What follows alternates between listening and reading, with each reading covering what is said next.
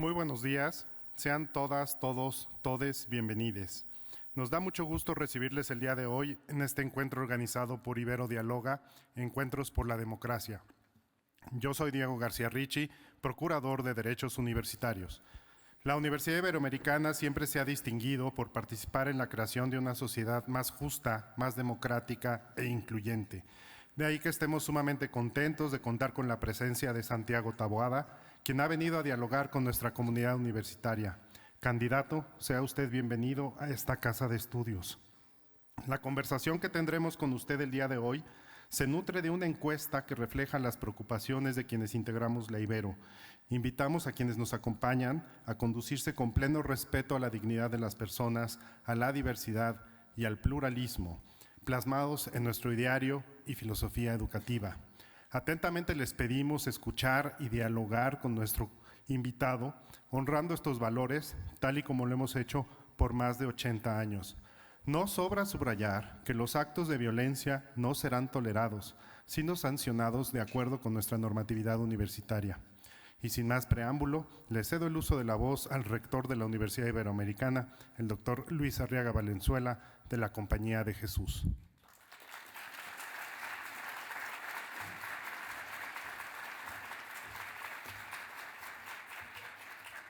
Muchas gracias, procurador. Buenos días, comunidad universitaria.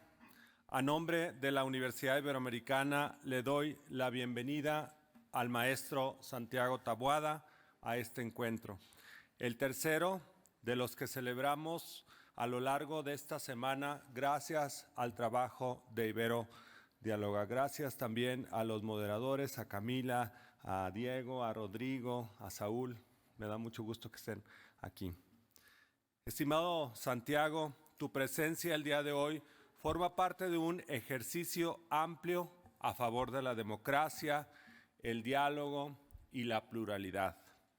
Tu presencia en este espacio es alentadora, da cuenta de la civilidad de todo proceso democrático. Como comunidad universitaria queremos escucharte, conocer tu propuesta y que escuches las preguntas que hemos planteado para recibirte.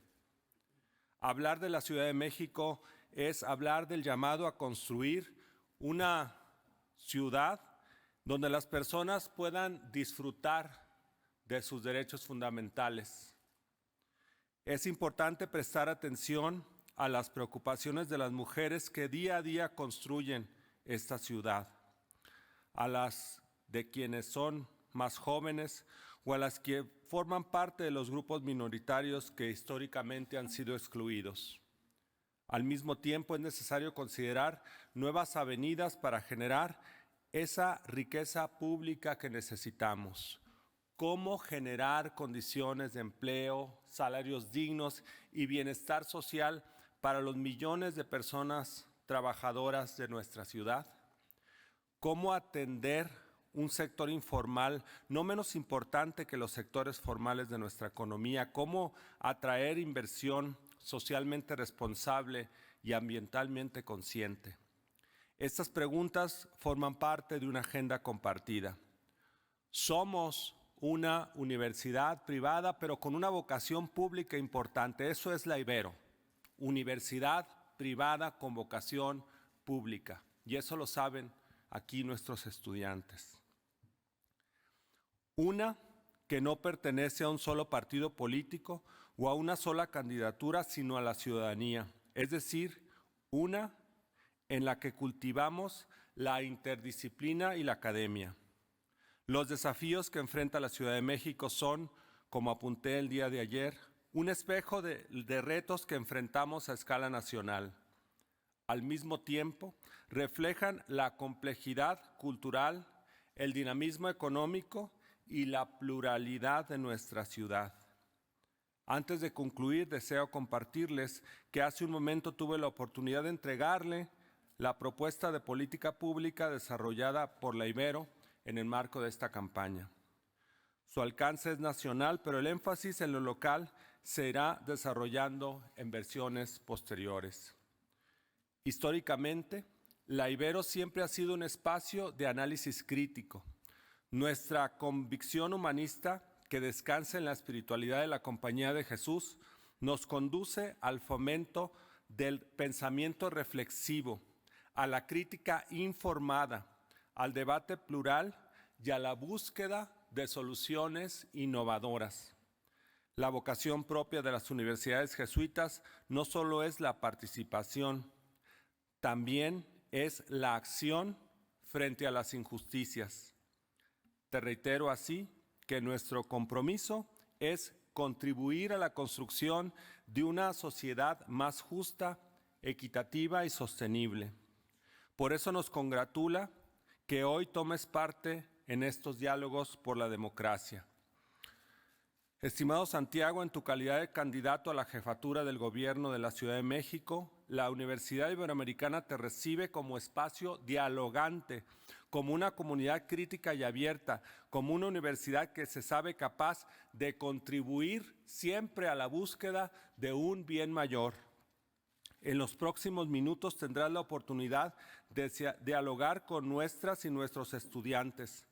Son jóvenes preocupados por la igualdad de género, por un medio ambiente sano y por la justicia social. Al nutrir el debate de las ideas para fortalecer la calidad de nuestra vida democrática, cumplen con un deber ciudadano.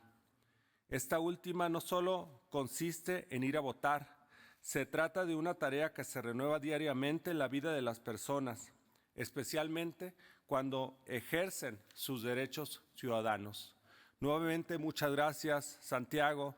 Deseo de verdad que tengamos un diálogo estimulante y provechoso para todos y todas. Muchísimas gracias.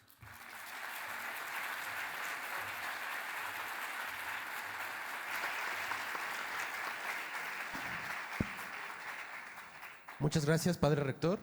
Me presento y muy buen día a quienes nos acompañan hoy. Mi nombre es Rodrigo Alemán, estudiante de Filosofía de cuarto semestre.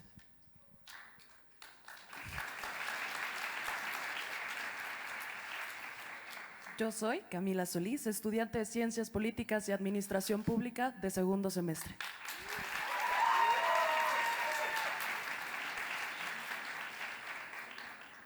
Yo soy Diego Calderón, estudiante de Filosofía de noveno semestre.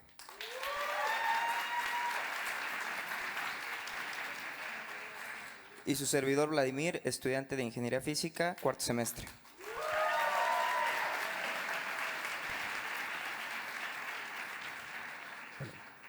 Ahora sí, le damos la bienvenida a nuestro encuentro con Santiago Taboada Cortina, candidato de Va por la Ciudad de México a la jefatura de gobierno.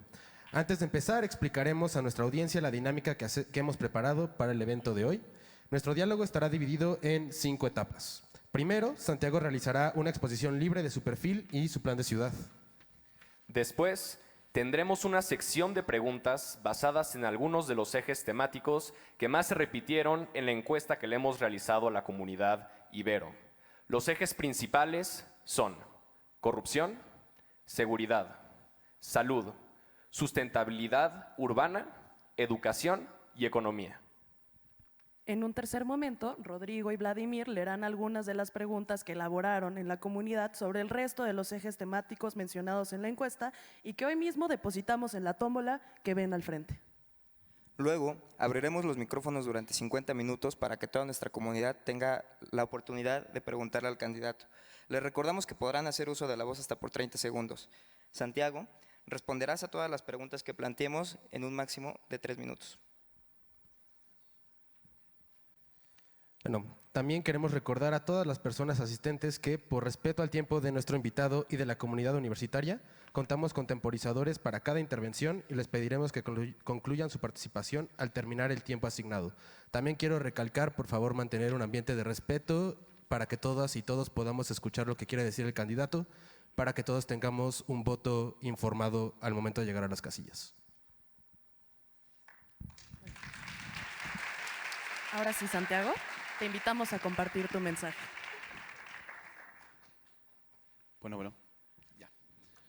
Primero quiero agradecer muchísimo a la comunidad Ibero, al rector, por supuesto, a los estudiantes que organizan este foro. Para mí es un honor estar en una universidad más, porque en este encuentro me he permitido con muchísimo respeto intercambiar plantear lo que queremos en esta ciudad para el futuro, porque precisamente este es el dilema de la elección, el dilema del futuro. Y permítanme, voy a hacer algo y voy a parar la presentación a la mitad porque quiero pedirles, si me lo permiten los organizadores, abonar ese tiempo a los 50 minutos de preguntas libres.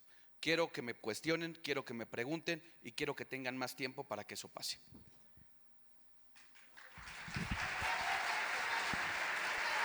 Si se puede, pues. Es decir, ocupar, nada más rápido, ocupar la mitad de la presentación y que se sume a la bolsa de preguntas, si es posible. Ok, está bien. Está bien, está bien. Correcto, correcto. Bien, gracias. ¿Quién soy? Soy Santiago Taboada. Fui alcalde durante 2 ocasiones en Benito Juárez. Tuve la oportunidad de reelegirme en el 2021. Y para mí es muy importante decirles quién soy porque a mis 38 años tuve la oportunidad ya de ser diputado local, diputado federal y por supuesto 2 veces alcalde en Benito Juárez. Para mí ha sido la oportunidad de dar resultados. Gobernar se trata de dar resultados. Y por eso quiero plantearles lo que hicimos y lo que queremos hacer los próximos 6 años en la Ciudad de México. Primero, si me permiten, hablo de las 5 de Taboada, no porque sean los únicos ejes, sino porque si queremos hablar de igualdad en esta ciudad, si queremos hablar de desarrollo económico en esta ciudad, no puede haber ni igualdad, ni justicia social, ni desarrollo económico si no hay seguridad. Y el primer planteamiento que tenemos es lo que ya hicimos. Y déjenme decirles que sí, la medición del INEGI, que me parece que es una medición que no solamente es una medición que le hacen al gobierno, es una medición a la gente que fue víctima de un delito, a la comunidad que fue víctima de un delito. Y para mí, por eso, hablar de blindar Benito Juárez y de los resultados y de haber convertido la alcaldía, cuando yo llegué, el fenómeno de robo a casa habitación, por ejemplo, era el más alto de toda la Ciudad de México, el más alto.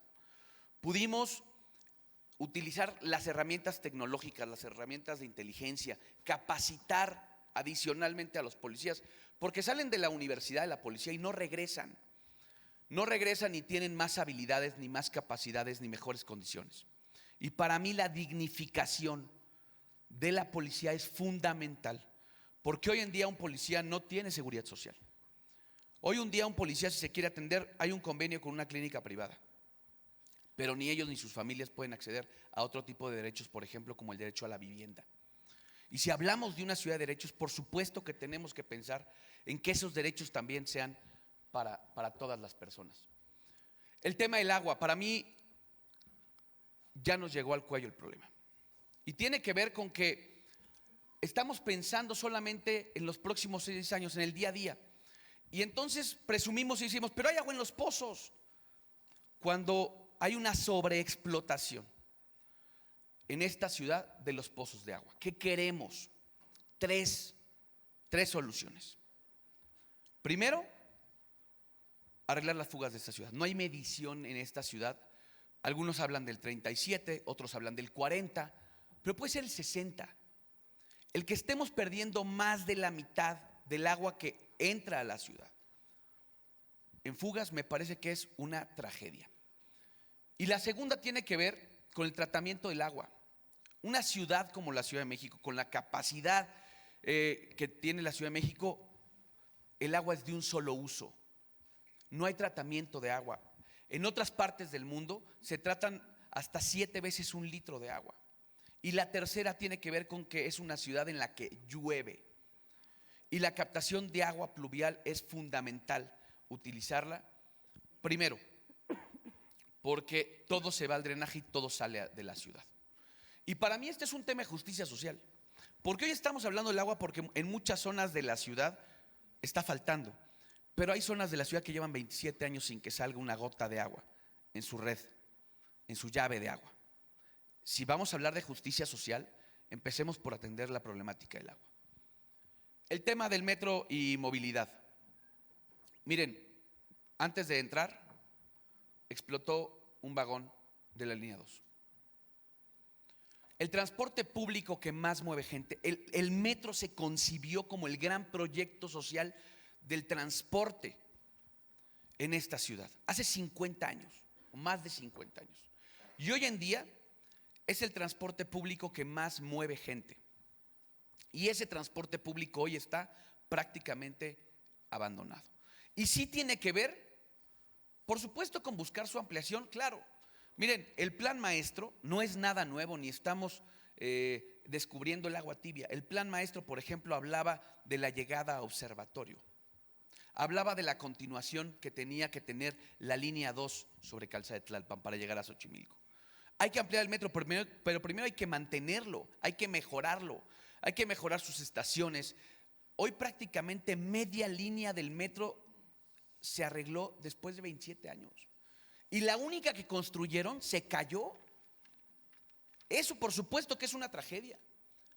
Ni una línea hoy está en condiciones óptimas, inclusive en términos de que se redujo la velocidad de los trenes, en que se redujo la frecuencia, y eso por supuesto habla de una cosa, el problema del metro por supuesto que es un problema social, es un tema de calidad de vida. No puedes entender cómo alguien en esta ciudad hace 4 horas de ida y 4 horas de vuelta, una jornada laboral completa en el transporte público. Adelante, por favor. Muy bien. El tema de la ciudad de oportunidades. ¿Esto tiene que ver con el sistema de cuidados? Sí. ¿Tiene que ver con emparejar la cancha? También. Y para mí principalmente, este tema de emparejar la cancha es que la ciudad hoy es más desigual. Hoy queremos hablar, por ejemplo, de la violencia hacia las mujeres. La primera violencia es la económica. Una gran parte de las mujeres de esta ciudad no recibe un ingreso precisamente por dedicarse a una actividad de cuidados. Y por supuesto que ese es un trabajo. Por supuesto que eso tiene que tener una retribución económica, porque esa dependencia económica genera que muchas veces no salgan del lugar en donde son violentadas.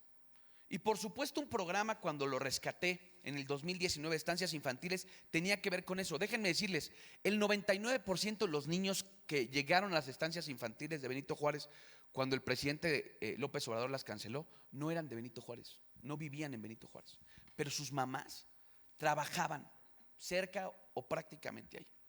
Y entonces logramos que esos niños por lo menos tuvieran un lugar donde estar de manera segura. Vemos muchas historias. Y lo otro que tiene que ver para redoblar los esfuerzos hacia esas mujeres que trabajan son las escuelas de tiempo completo, por cierto, que también cancelaron. Porque esas escuelas de tiempo completo permiten el desarrollo de una jornada laboral completa para muchas mujeres de esta ciudad que son cabeza de familia o que son madres solteras. El tema de la salud. El tema de la salud es un desastre en la ciudad. La ciudad tiene infraestructura pública, tiene hospitales, tiene clínicas, pero esas clínicas y esos hospitales hoy están abandonados. Hoy, por ejemplo, regresó el brote de sarampión cuando hace 40 años esa enfermedad ya no estaba en la Ciudad de México. Dejaron de comprar vacunas, dejaron de darles medicinas a los adultos mayores. Y miren, pueden presumir mucho la pensión para los adultos mayores, pero cuando esos adultos mayores gastan la mitad de su pensión en médico y en medicinas, entonces no podemos hablar de una atención a una población prioritaria. Por eso, el replantear el esquema de salud, el regresar a una cobertura universal. Miren, a lo mejor de ustedes tienen la gran oportunidad de tener un seguro médico.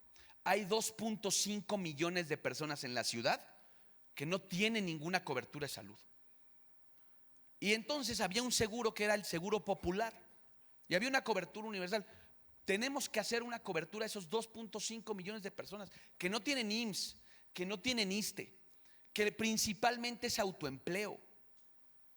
Y a eso también tiene que ver con proyecto social, con emparejar la cancha, con hablar de una ciudad de oportunidades. No hay manera que esta ciudad siga pensando en el futuro si a quienes van más atrás no los empujamos. Antes de votar, compara resultados. Muchas gracias.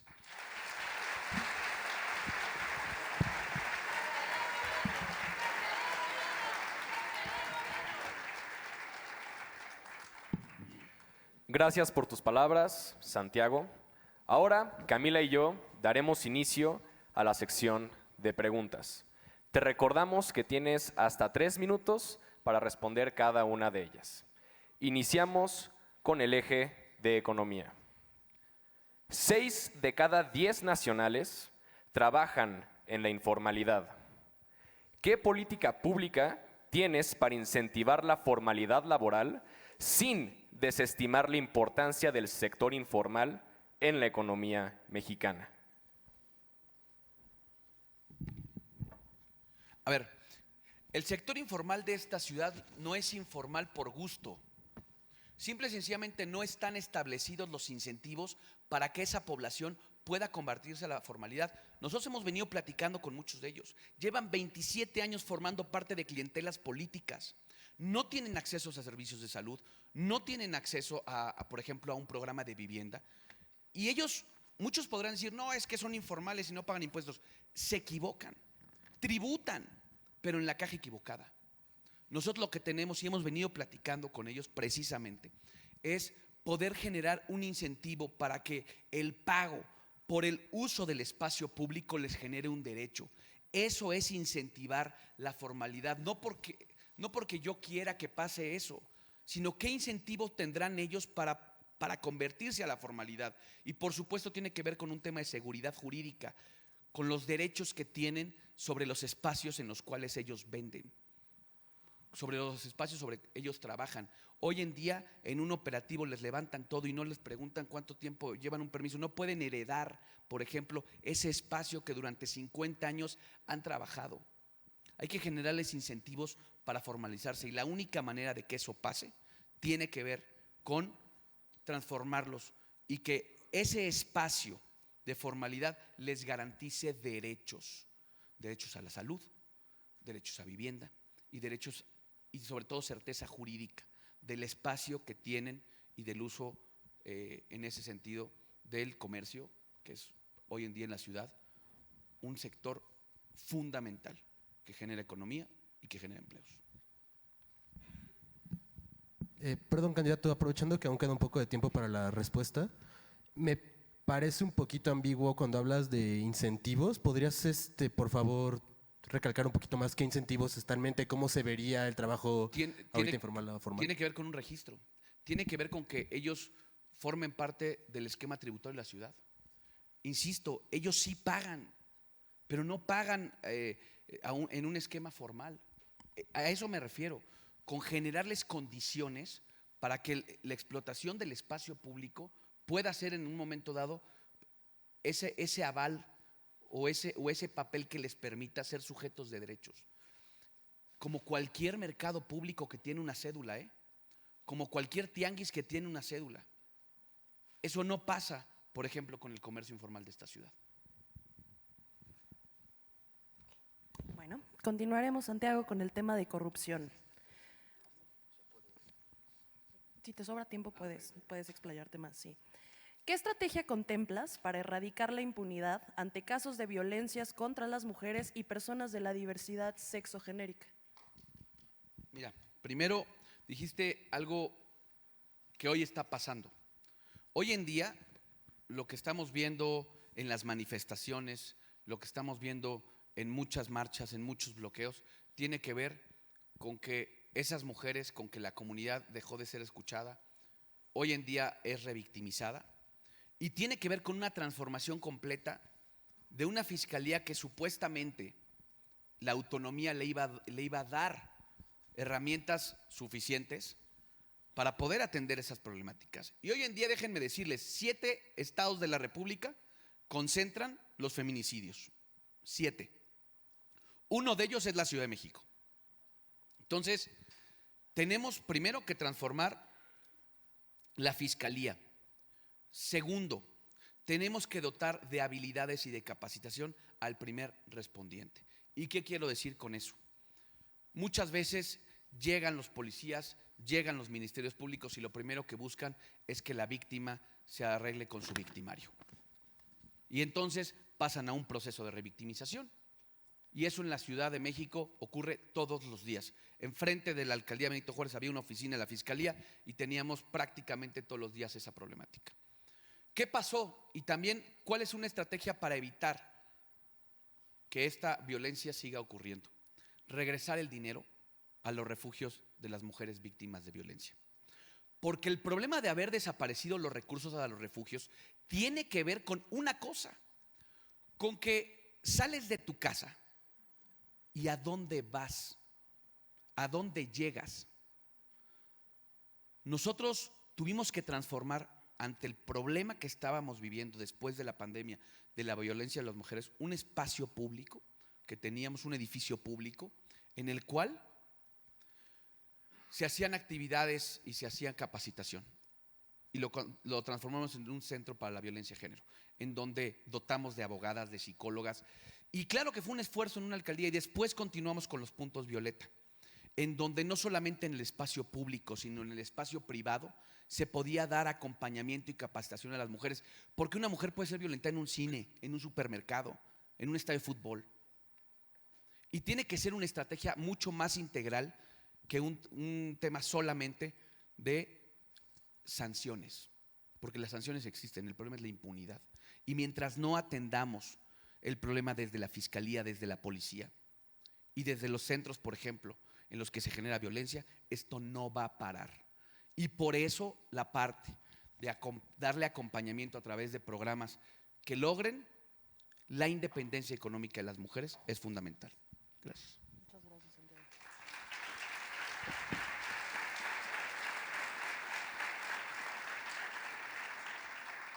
Ahora vamos a movernos al eje de seguridad.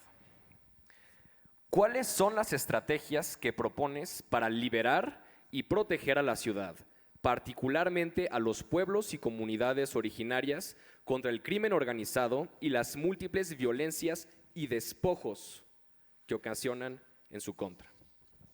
Mire, dijiste un problema que nadie había comentado y yo lo he venido reiterando y a veces piensan que estoy loco. Pero el problema del despojo y de la extorsión es un problema que ha crecido en más del 300% en la Ciudad de México. Y tiene que ver con que el crimen organizado tomó muchas de estas comunidades, centros estratégicos, por ejemplo, de distribución de agua. Y entonces pareciera que negar el problema es la solución. Decir, no es cierto, aquí estamos en los mejores números de seguridad. ¿No es verdad? Pregúntenle a la gente hoy de Milpalta si hace 6 años había un grupo delictivo controlando la plaza. Y se los digo porque he estado ahí. ¿O por qué no preguntamos en Tláhuac desde hace cuántos años están prácticamente ejerciendo desde el gobierno muchas células delictivas? Y por supuesto que eso tiene que ver con acción de gobierno. Y yo se los digo de manera muy clara.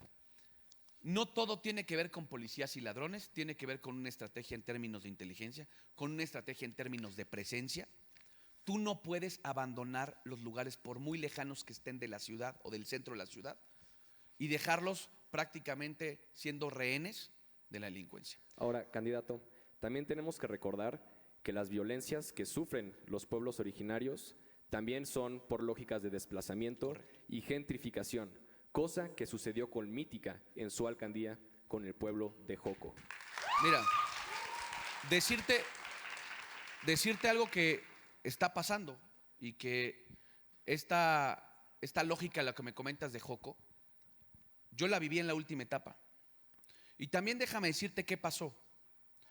Mucha gente del pueblo de Joco hoy tuvo una gran oportunidad porque se abrió un centro de habilidades y sobre todo de capacitaciones técnicas para que muchas de esas personas encontraran otro espacio laboral. Y ahí sí te lo quiero decir, no hubo una expulsión, porque ese predio no estaba, y yo no lo autorizó Marcelo Ebrard.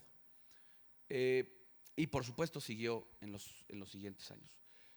Y el desplazamiento tiene que ver precisamente con no haber generado ofertas para una población que lo que requiere es estar en una zona con servicios y conectada. Y mucha gente de la que vive en las orillas de la ciudad no necesariamente quiere venirse al centro de la ciudad. Lo que quiere es que dejen de despojarlos de sus tierras, como hoy está pasando en la ciudad. Como hoy prácticamente llegan la Corena y muchas de las dependencias y les quita las tierras y las termina entregando a grupos u organizaciones en donde la construcción de vivienda es solamente para unos cuantos. Y por supuesto que todos estos proyectos o grandes proyectos de la ciudad tienen que revisarse desde una óptica también en atención a los pueblos y barrios originarios. Gracias.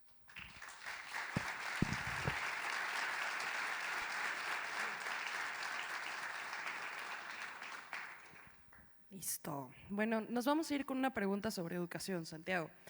¿Cómo garantizarás que todas las personas en edad escolar en la Ciudad de México tengan acceso a educación superior? Bueno, primero hay una realidad en la educación en la ciudad. Déjenme decirles, primaria tienes muchísimo acceso, secundaria se va reduciendo y prácticamente la prepa y la universidad son filtros desastrosos, en donde muchas veces cuando no tienes la oportunidad de quedarte en una prepa pública o una universidad pública, estás prácticamente aislado. Y la creación de algunos o los esfuerzos de algunas preparatorias públicas o de algunas universidades de creación pública no necesariamente han resuelto el problema. Y no es un tema de no querer estudiar, a veces es un tema de tomar una decisión, o estudio o trabajo. Y esa condición es la que también hay que atender. Primero, sí creo, y se los digo, tengo una visión completamente distinta. Creo que quien se sostiene en la idea de estudiar, tenemos que darle la oportunidad de que lo siga haciendo a pesar de sus necesidades. Y por eso las becas no puede ser un instrumento para quien quiera hacer lo que quiera. Me parece que el esfuerzo que se tiene que hacer es para quien trabaja, para quien estudia, para quien muchas veces se está jugando su futuro. Y creo que una de las estrategias tiene que ver también con un esquema que se trabajó en la educación preescolar. Muchas veces, cuando no hay espacios en las universidades públicas, yo vengo de una universidad pública, yo me senté en un examen en una preparatoria para hacer prácticamente mi acceso a la UNAM. Y este asunto de quitar los exámenes no me parece que sea lo mejor. Creo que los espacios también se ganan. Pero lo más importante es que quienes tienen o tienen otra necesidad hay que darles acompañamiento. Y por eso, lo platicaba con el rector antes de entrar, buscar que todos estos jóvenes que quieren seguir estudiando, pero no se quedaron en una universidad pública, una preparatoria pública, buscar que también las universidades y las preparatorias privadas nos den acceso. Porque eso me parece que puede ser, así pasó con las estancias infantiles. Ese fue un modelo en el cual se fueron a los espacios privados, pero subrogados de manera pública. Y tenemos que hacer ese esfuerzo porque hay gente que sí quiere estudiar, pero no tiene la posibilidad de hacerlo. Y tiene que ver también con el mérito y tiene que ver también con darles acompañamiento para que quien no pueda por cuestiones económicas siga estudiando. Fundación UNAM hace un gran esfuerzo para ello. Tuve compañeros becados por Fundación UNAM que concluyeron sus estudios. Y esa es la única manera de buscar que esa deserción escolar no solamente es por espacio, es por posibilidades económicas. Gracias, Santiago.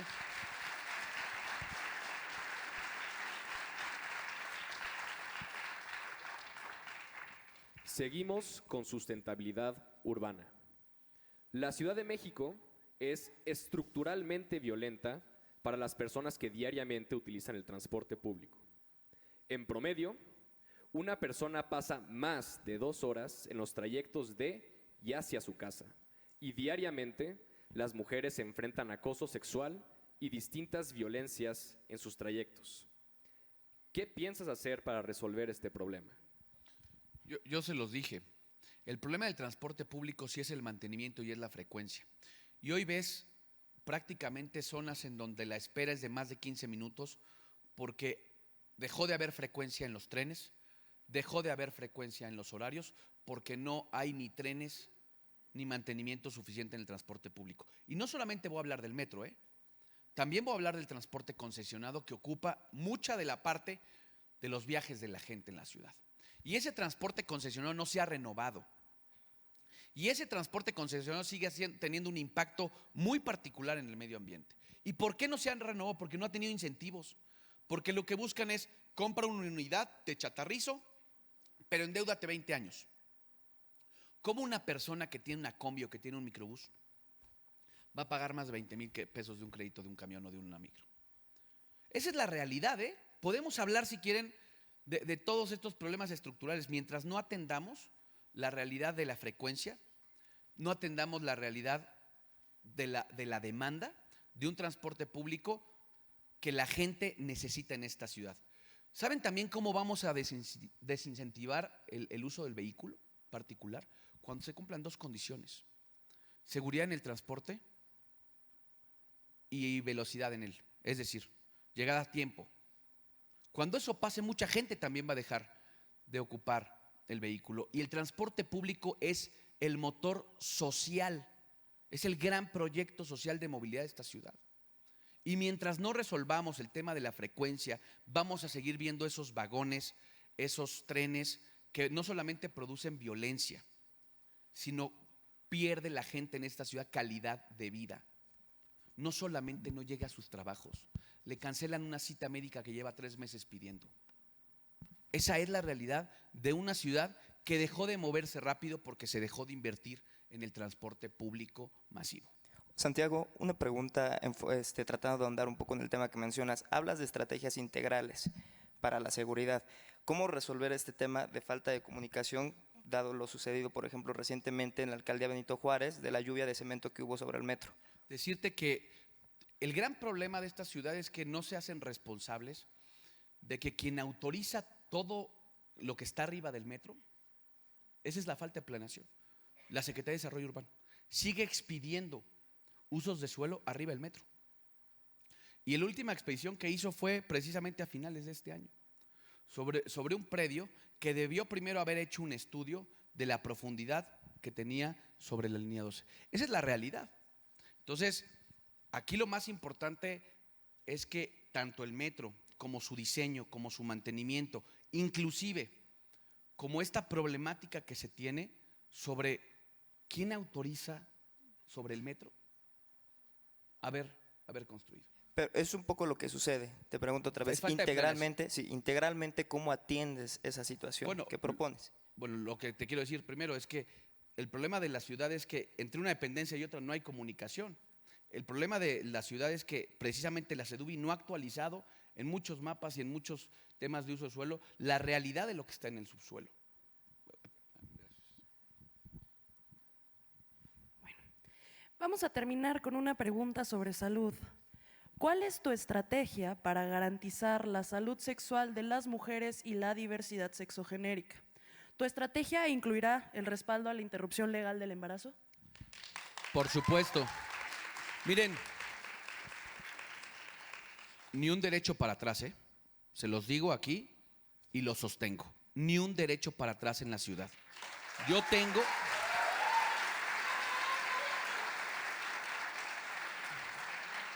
Y tú decías algo de garantizar los servicios de salud. ¿Qué está pasando hoy en una clínica de esta ciudad en donde hay un desabasto, por ejemplo, de medicamentos retrovirales para la población que hoy tiene VIH? Me lo dijeron en un conversatorio LGBT. Que el gran problema y el gran retraso de este sexenio ha sido precisamente el desabasto. ¿Y cómo vamos a garantizar? Por eso hablaba de medicinas y no solamente me especificaba, o probablemente en la presentación lo dejé claro, no solamente tiene que ver con los adultos mayores, tiene que ver con toda la población. Y tiene que ver con garantizar esos derechos y ese acceso a la salud a las mujeres que quieren interrumpirlo. Y también a quienes hoy quieren en esta ciudad, de una u otra manera, que se les respete su identidad. Miren, lo voy a decir. Tengo 38 años, soy un panista de otra generación. Y lo que yo quiero que esta ciudad, en lo que se hizo bien, se siga avanzando. Pero en muchas de las cosas que se hicieron mal, podamos corregirlo. Santiago, ¿y cómo conciliar ese ímpetu o esta propuesta que tienes con el programa y con la agenda de los partidos que hoy te impulsan? Mira, porque no son coincidentes. Yo te lo voy a decir una cosa. Yo agradezco mucho a los partidos que hoy me impulsen. Somos parte de una gran alianza. Hoy tengo no solamente el respaldo de un partido como el PAN, del PRD y del PRI, que por cierto la agenda del PRD es quien impulsó la agenda de derechos en la ciudad, sino también de un frente cívico que me ha venido acompañando, y por eso agradezco mucho aquí al senador Emilio Álvarez, quien ha sido un defensor no solamente de los derechos humanos, sino del derecho de las personas trans en esta ciudad. Entonces, yo quiero decirte que este proyecto no solamente es un proyecto de partidos. Yo hoy estoy aquí porque quiero cambiar la ciudad, porque quiero que esta ciudad tenga futuro. Y no existe el futuro en esta ciudad si no entendemos y atendemos las necesidades de una ciudad plural, diversa e incluyente. Y yo se los digo, no es verdad. Ahorita te voy a decir por qué. Compañeros, por favor, mantengan un ambiente de respeto. Escuchamos yo voy a las hablar propuestas. de mis conductas y voy a hablar de lo que me sostiene. Y déjame en la siguiente, voy a ocupar un poco el minuto para explicarte que el artículo 16 de la Constitución de la Ciudad de México, porque fui diputado constituyente, voté a favor del matrimonio igualitario.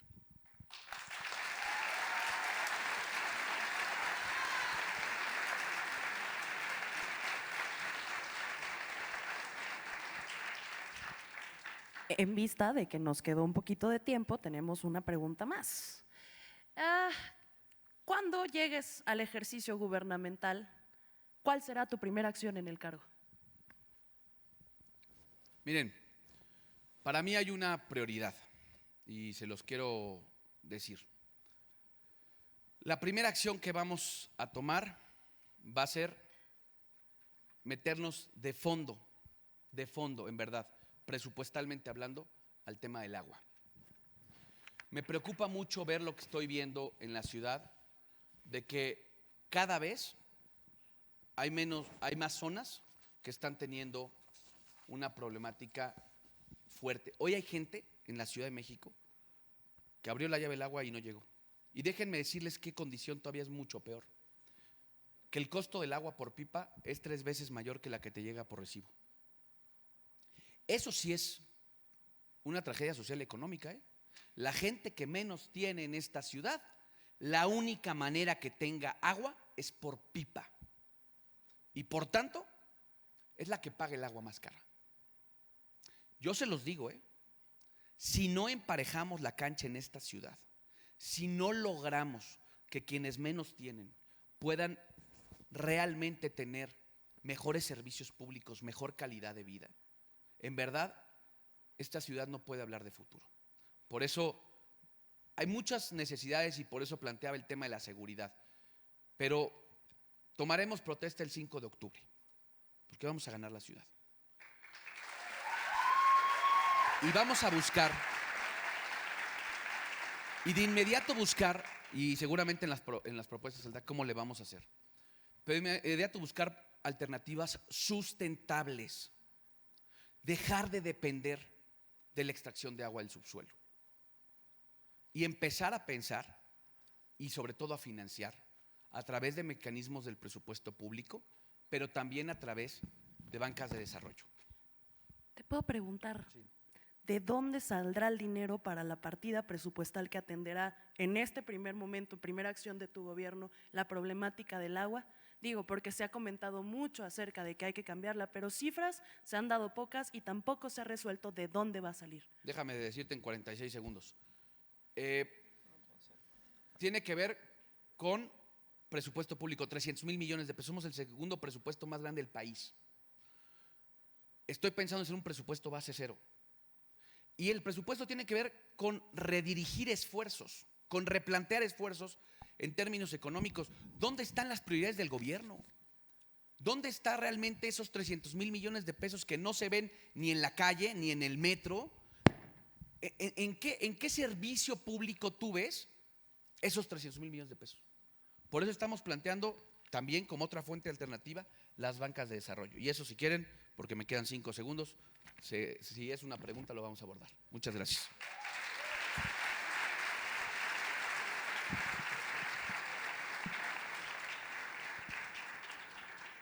Gracias, Santiago.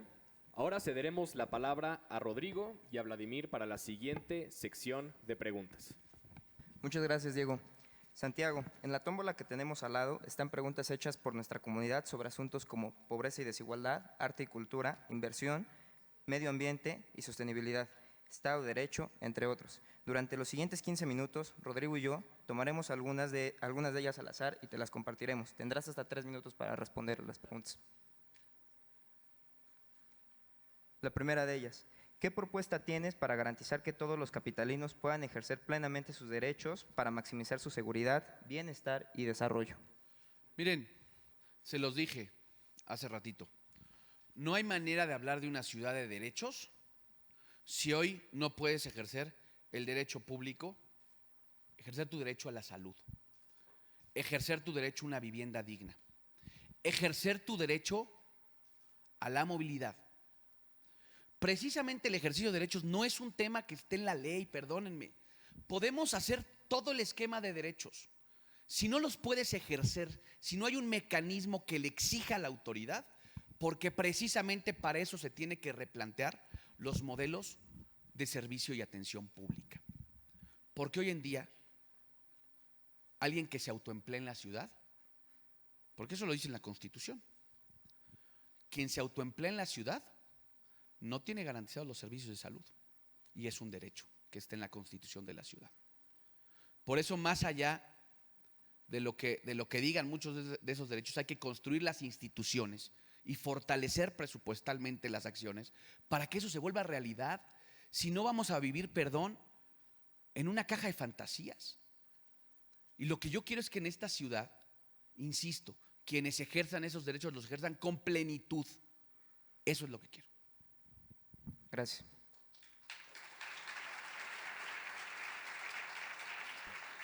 Segunda pregunta. ¿De qué forma piensa garantizar el derecho a un ambiente sano?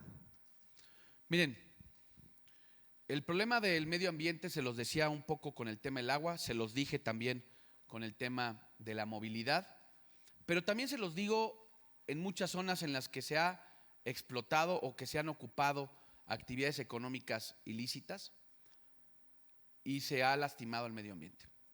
El tema tiene que ver con incentivos, con que el medio ambiente también sea una actividad económica. Y déjenme ponerles un ejemplo. En Magdalena Contreras hoy hay ejidatarios recibiendo 15,000 pesos mensuales por la bursatilización de los bonos de carbono. Es decir, el cuidado del medio ambiente hoy en la ciudad, en una comunidad, obtiene ingresos. Y eso también nos va a permitir a que en las zonas boscosas de esta ciudad, en las zonas verdes de esta ciudad, haya un incentivo económico para su cuidado. No existe posibilidad alguna de que esto pase si quienes tienen esa responsabilidad no pueden tener un ingreso digno. Y se los digo porque ahí está el bosque de Tláhuac, abandonado, porque ahí están las talas clandestinas en Tlalpan. Y muchas veces dicen, pero ¿cómo vamos a corregir la tala clandestina? Generando un incentivo distinto, que el cuidado también tenga un ingreso económico igual o mayor al que le genera a muchas de las personas de la zona alta de Tlalpan el ingreso de la tala. Por eso tenemos que atender la realidad, por eso tenemos que conocer cuáles son las problemáticas de manera mucho más profunda. No puede ser una carta de buenas intenciones gobernar. Tenemos que entender que existen fenómenos y lo que tenemos que entender de esos fenómenos es cómo los vamos a corregir y generarlo en acciones virtuosas. Muchas gracias.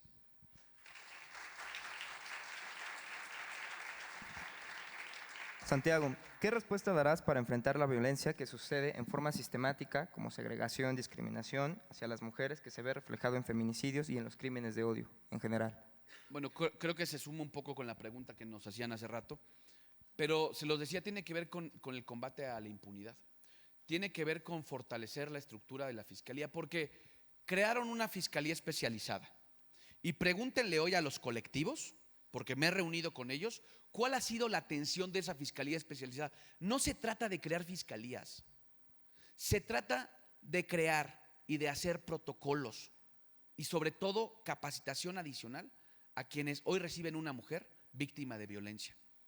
no resolvió el tema de la violencia, se incrementó, pero cuando también le pierdes la fortaleza institucional que tiene que ver con qué, con a dónde se va una mujer violentada, con qué recursos, en dónde la recibes y cómo lo canalizas.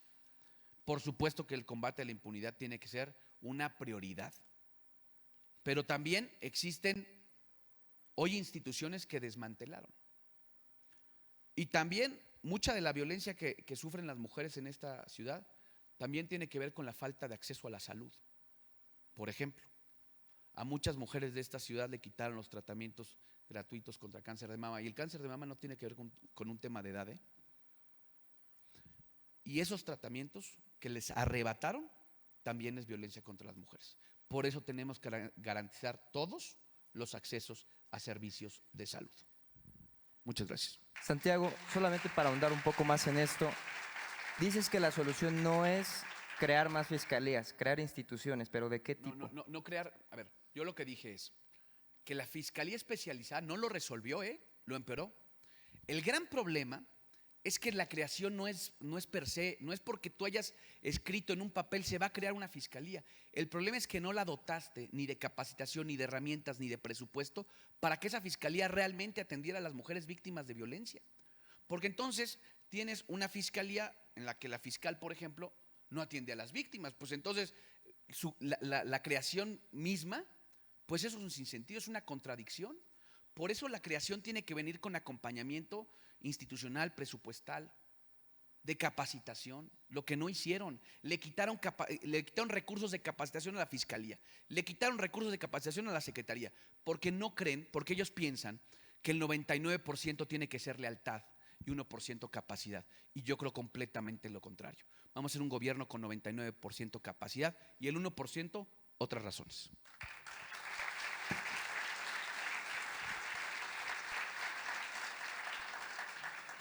Siguiente pregunta y se vincula un poco a la que te hice hace dos preguntas. ¿Cuál es su propuesta respecto del respeto a los bienes naturales por parte de los proyectos extractivos y los grandes capitales? Por eso decía que uno de los planteamientos que tenemos en términos económicos es la economía verde. Todos estos incentivos que podamos generar para que el cuidado, para que la conservación de los espacios, de los pulmones de esta ciudad, por ejemplo, como el suelo de conservación, sean también económicamente atractivos y que puedan generar incentivos e ingresos dignos para quien los resguarde, para quien los cuida. Porque hoy tú ves un suelo de conservación, por ejemplo, invadido. Y no es porque la gente le guste vivir en la zona más alta de esta ciudad, No tengamos esos planteamientos. No tuvieron otra oportunidad. No les dieron otra alternativa. Perdón que te interrumpa, Santiago, pero la pregunta está más dirigida hacia los grandes capitales. Entonces, por ejemplo, las empresas que gastan mucha agua, cosas así. Gracias por la aclaración.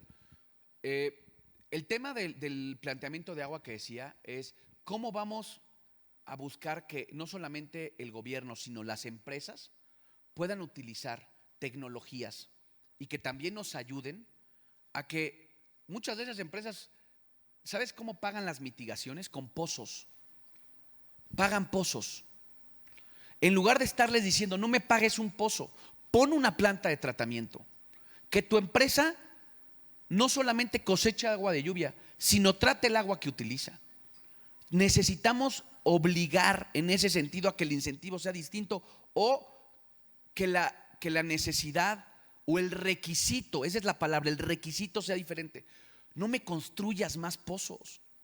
Hazte cargo del tratamiento del agua, hazte cargo de la captación de agua de lluvia en tu empresa, precisamente para abonar a que ese impacto deje de ser, como hoy, de una u otra manera, es grandes capitales, grandes desarrollos, pozos de agua.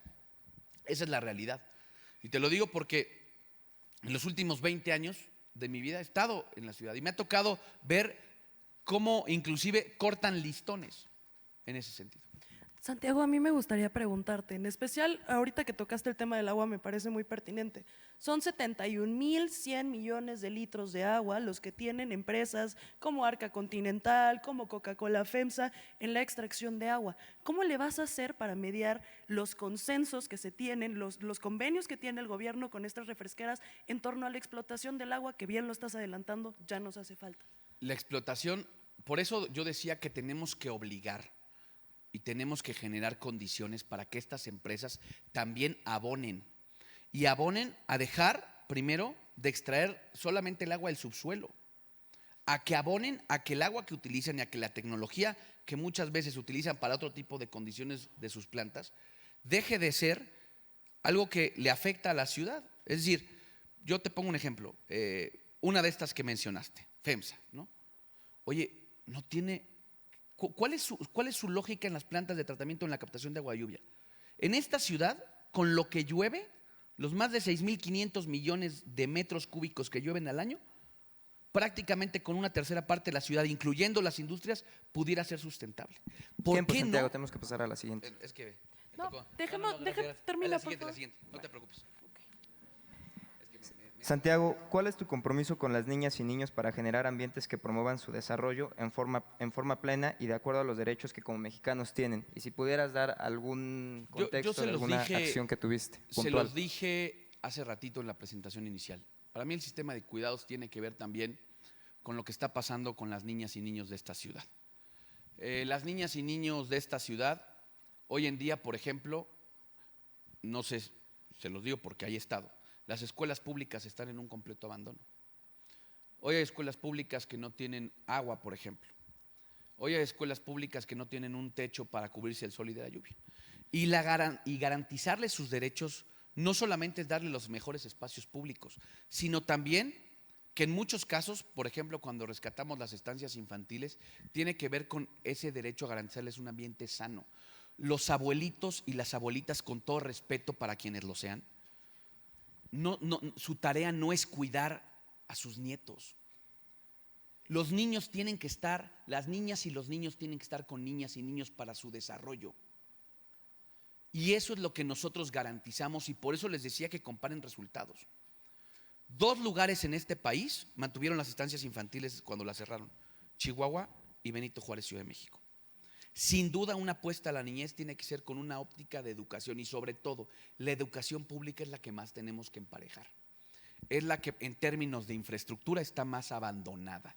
Y después del COVID, les cuento las historias que me digan, a lo mejor no tengo tanto tiempo, pero lo que sí les puedo decir es que hoy en día, para generarles condiciones de igualdad, primero tienen que acudir a lugares en donde, por ejemplo, haya puerta en los baños de las niñas.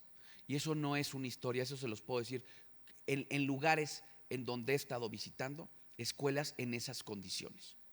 Y ese es garantizarles un derecho, garantizarles derecho a que no importa dónde estudien, si en una primaria pública, si en una primaria privada, que tengan garantizados sus derechos. Por eso hablé en mis propuestas de la inversión pública más importante en las escuelas. Arreglar todas las escuelas, no hablo solamente del kinder, hablo de la primaria, hablo de la secundaria. Es la gran oportunidad de emparejar la cancha. En verdad, lo que estamos viendo en muchas de las escuelas públicas es falta de mantenimiento, es descuido, es prácticamente condenar a muchas niñas y muchos niños de esta ciudad a estar en las peores condiciones. Se los decía hace unos días, una escuela lleva 7 años cerrada, primaria y secundaria, porque no les arreglaron una barda en 7 años. Una barda, porque por protección civil se podía colapsar. Entonces, ¿para qué sirven? Por eso hablaba del presupuesto base cero. Porque tenemos que hacer un replanteamiento de las prioridades del gobierno. No es que no haya dinero, por Dios, es que está mal enfocado. Muchas gracias.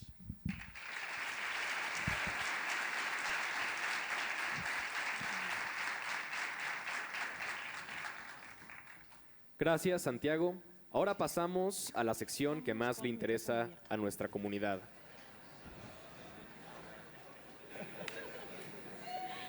El micrófono abierto. Para aquellas personas que deseen hacerle una pregunta directa a Santiago, se podrán formar detrás del micrófono que se encuentra en el pasillo central.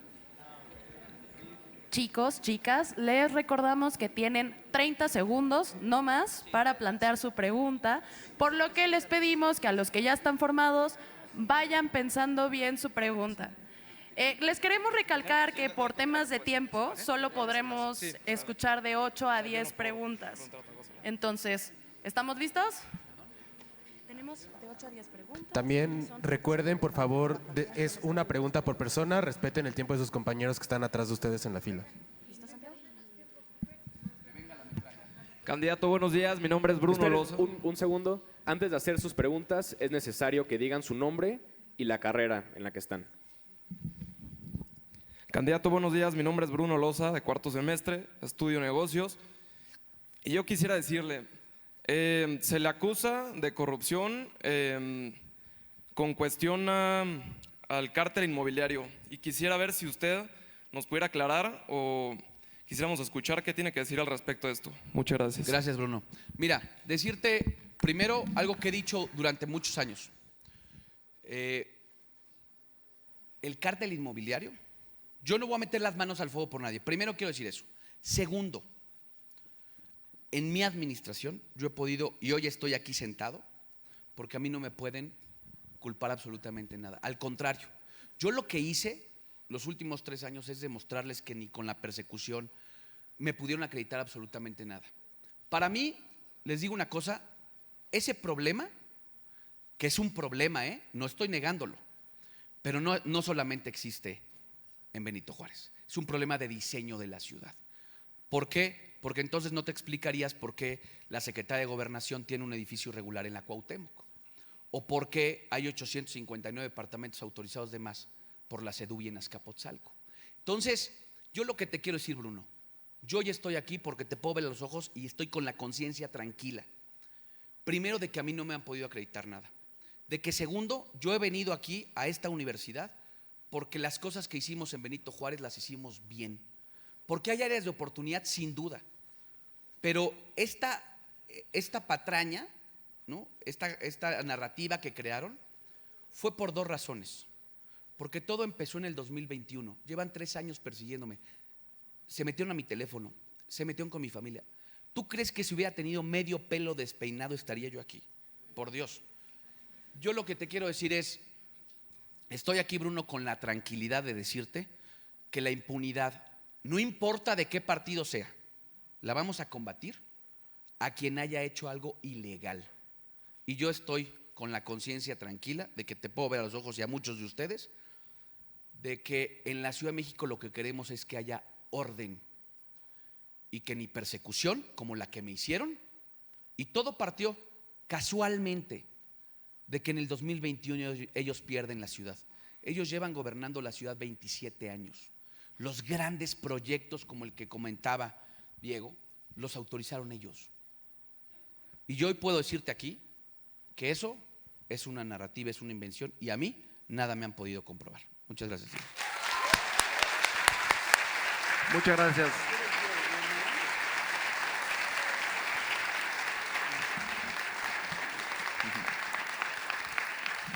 Hola, buenos días. Esta pregunta es a nombre de Nicolás Tape, estudiante de comunicación, y va en el mismo sentido que la pregunta anterior. Perdón, antes de que continúes, ¿puedes decir tu nombre y tu carrera, por favor? Sí. Yo soy Fernando, de Derecho, pero la pregunta es a nombre de alguien de comunicación. Durante tu gobierno, de acuerdo con la periodista Tamara Mares Rivera de Sin embargo, en la Benito Juárez se construyeron un total de 66 pisos de forma ilegal. Dándote el beneficio de la duda y suponiendo que no estuviste involucrado en las prácticas del cártel inmobiliario como lo sostienes, ¿cómo puedo yo, como ciudadano, confiar en que puedes combatir la corrupción y garantizar la vivienda digna en 16 alcaldías cuando esto estaba pasando en tu gestión en Benito Juárez? Gracias. Mira, fui la primera alcaldía, es más, la única, que cuando tomé protesta en el 2018 yo decidí cerrar la ventanilla única para revisar todos los trámites relacionados con desarrollo inmobiliario. Y no solamente cerré la ventanilla 6 meses, lo que hice es que puse en custodia, como abogado te lo comento, impedí que se vendieran muchos departamentos que eran irregulares. Los puse en custodia del registro público de la propiedad. Hoy en día, por ejemplo, ganamos casos como el de Febo, en donde se construyeron pisos de más y hoy no se han podido ocupar. Por eso yo lo que digo es, ahí están los hechos y esa garantía de la que te comento particularmente, de mis acciones, haber cerrado la ventanilla y haber puesto más de 100 folios en custodia para que no se pudieran comercializar esos edificios o esos departamentos ilegales, que por cierto, todos tenían una característica, todos aprobados por un director responsable de obra que depende de la Secretaría de Desarrollo Urbano y Vivienda del Gobierno de la Ciudad de México. Muchas gracias.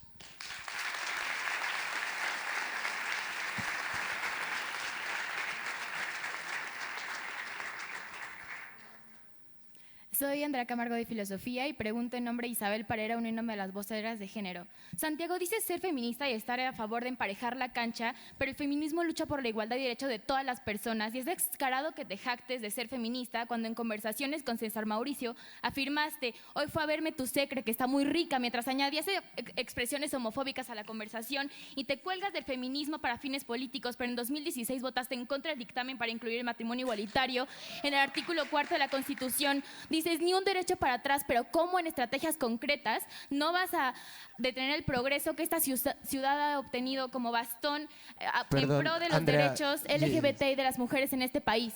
Gracias, Andrea, ¿verdad? Gracias. A ver, primero decirte que esa nota de la que acabas de leer fue una nota que inclusive inventaron desde el 2009.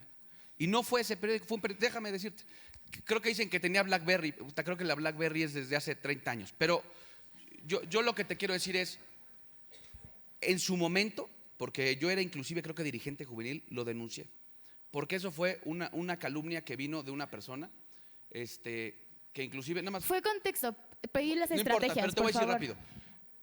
Artículo 4 de la Constitución. Mira, yo como abogado, y ahorita a lo mejor quien nos antecedió, que también es abogado, te lo dice. Yo era diputado federal. El matrimonio no lo puede regular la federación. Esa es una invasión al federalismo y por eso un año después lo voté a favor en la Constitución de la ciudad, por una razón. Si permitiéramos que el matrimonio se regulara por la Constitución General, la Ciudad de México no hubiera tenido el matrimonio igualitario desde el tiempo que lo tuvo. Es decir, por eso en mi razonamiento en la Comisión de Puntos Constitucionales en la que yo era integrante, te lo razonabas así. ¿Por qué el gobierno federal va a invadir una facultad que es exclusiva a los estados? Y por eso un año después, siendo diputado constituyente, lo puse en el artículo 16 de la Constitución. Ahí está mi voto. Inclusive, ahí atendió, y si quieren se los comparto al rato en mis redes, ahí tuvimos la oportunidad que uno de los periódicos dijera, diputados progresistas, porque obviamente una gran parte de la bancada del PAN votó a favor de ese artículo 16. Entonces lo que te quiero decir es, ¿por qué hice ese voto? Porque no tiene por qué invadir el régimen de matrimonio civil la federación y por eso lo pusimos en la Constitución local y ahí están mis votos y ahí están las versiones e inclusive Fue contexto, pregunté por tus estrategias en pro de los derechos LGBT y pues de las mujeres en la ciudad. y te lo reitero, para mí la estrategia y para mí el respeto a los derechos es ampliarlos. Primero, garantizarles lo que hoy les quitaron. Le quitaron el acceso a los servicios de salud a muchos de ellos. Precisamente es que estos centros, que estas clínicas, a las que desabastecieron de medicamentos los vuelvan a tener. Porque esa es una petición, uno, de una parte de la comunidad que me hizo en el conversatorio que inclusive el senador me acompañó. Segundo, tiene que ver con detener ya los crímenes de odio en esta ciudad, que es precisamente lo que más ha lastimado. Claro, combate a la impunidad, hay que aumentar las penas a quienes realmente hagan esos crímenes de odio. Hoy prácticamente la comunidad trans tiene una calidad de vida de 33 años. Y entonces, perdón, ya, gracias. Hoy lo que necesitamos es que esas estrategias vayan acompañados de resultados y de otra cosa más, de presupuesto, lo que le quitaron a la comunidad, a la Clínica Condesa y a muchos centros de salud que precisamente atendían a la comunidad.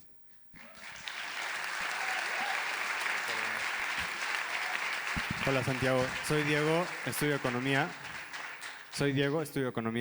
Y mi pregunta es, te estás convirtiendo en una figura importante en tu partido. Hay un tema, como viste, de ideología por la que muchas juventudes no van a votar por ti, porque los resultados no te van a bastar. ¿Cómo piensas quitarle la etiqueta de facho a tu partido? ¿Alguna propuesta de reforma para el interior de tu partido? Movimiento Ciudadano te está comiendo el mandado. Mira, te agradezco mucho y te lo agradezco. A ver, yo lo he dicho en los consejos. El PAN tiene que modernizarse, porque yo, te lo digo tal cual, yo soy consejero del partido. Y mi visión y mi defensa a las banderas de derechos, por supuesto que ha traído debates. Y yo espero que después del proceso electoral, el PAN reflexione. Porque esta ciudad y este país ya cambió. Y yo te lo digo. ¿Por qué estoy aquí? Y más allá de votar por partidos, les pido una cosa, que voten por las personas. Porque hoy estoy aquí yo defendiendo una causa, una agenda y sobre todo una cosa más, el futuro de esta ciudad. Por eso tomo en muy buen comentario lo que me dices, y eso va a venir después de la elección. Una reforma estatutaria tiene que venir. Yo voy a ser uno de los que discuta, porque tú bien lo dijiste. Somos una nueva cara y no podemos estar hablando de cosas del pasado. Y por cierto, porque por ahí lo escuché, yo he condenado públicamente expresiones de personas, de compañeras del partido, que con una cerrazón han atacado los derechos de esta ciudad. Entonces, yo lo que te quiero decir es, ojalá puedas ver cuál es mi visión, cuál es mi pensamiento y sobre todo, qué defiende Santiago Taboada. Y por supuesto, después tú tomar con toda libertad esta decisión el 2 de junio. Pero lo que te pido es que también, más allá de los partidos, porque venimos acompañados de 3 partidos y de un frente cívico, puedas ver por las personas. Muchas gracias. Gracias.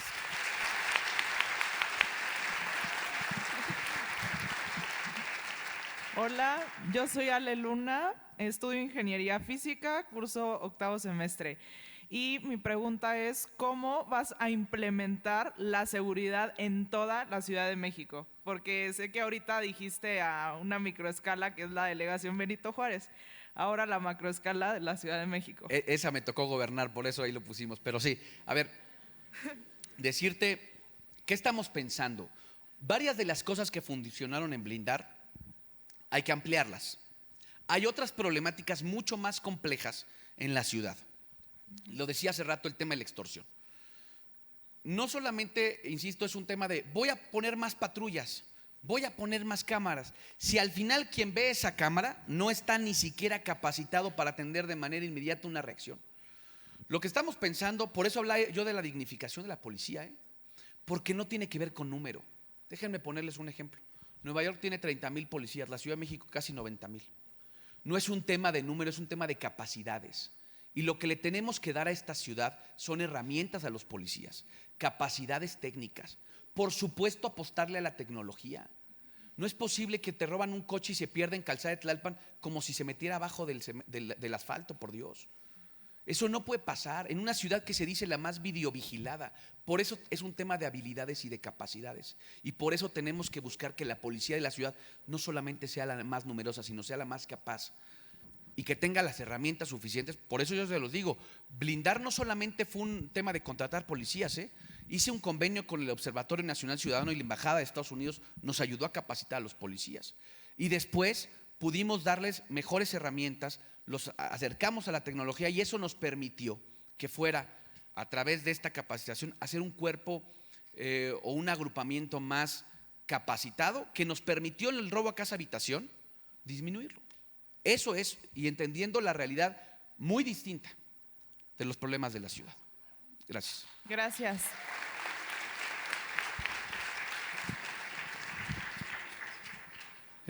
Hola, buenos días. Me llamo Danilo, estudio Relaciones Internacionales. Me llamó mucho la atención que dijiste que eres una nueva cara, esta propuesta nueva de la nueva generación panista. me llama mucho la atención, pero me quedaron dudas sobre todo en la articulación de tu campaña, porque dices una nueva generación, pero sumaste a tu campaña figuras como Javier Lozano, Díaz Durán, exmorenistas, más perredistas, Ernesto Cordero, la vieja y patriarcal política panista. Entonces, ¿cómo quieres cambiar esta ciudad con la vieja política conservadora y patriarcal? ¿Cómo? Gracias. A ver, y también incorporé a Marcela Gómez Alce, que fue la jefa de oficina de Marcelo. A ver, quiero decirte, estamos en un proceso en el cual estamos sumando a mucha gente que ya tuvo experiencia en la ciudad. Y no necesariamente, y lo digo, esa gente va a tener una responsabilidad pública. Hoy en día estamos tomando las mejores experiencias, porque hay que decirlo, Manuel Mondragón y Cal fue un buen secretario de Seguridad Pública en la ciudad. Hay que reconocerlo. Yo tengo que reconocer también que hubo avances en la ciudad. Y no tiene que ver con que vaya a ser mi gabinete. Estoy tomando experiencias positivas, gente que tuvo buenos resultados. Me decías, oye, morenistas, claro que en Morena hay gente que vale la pena.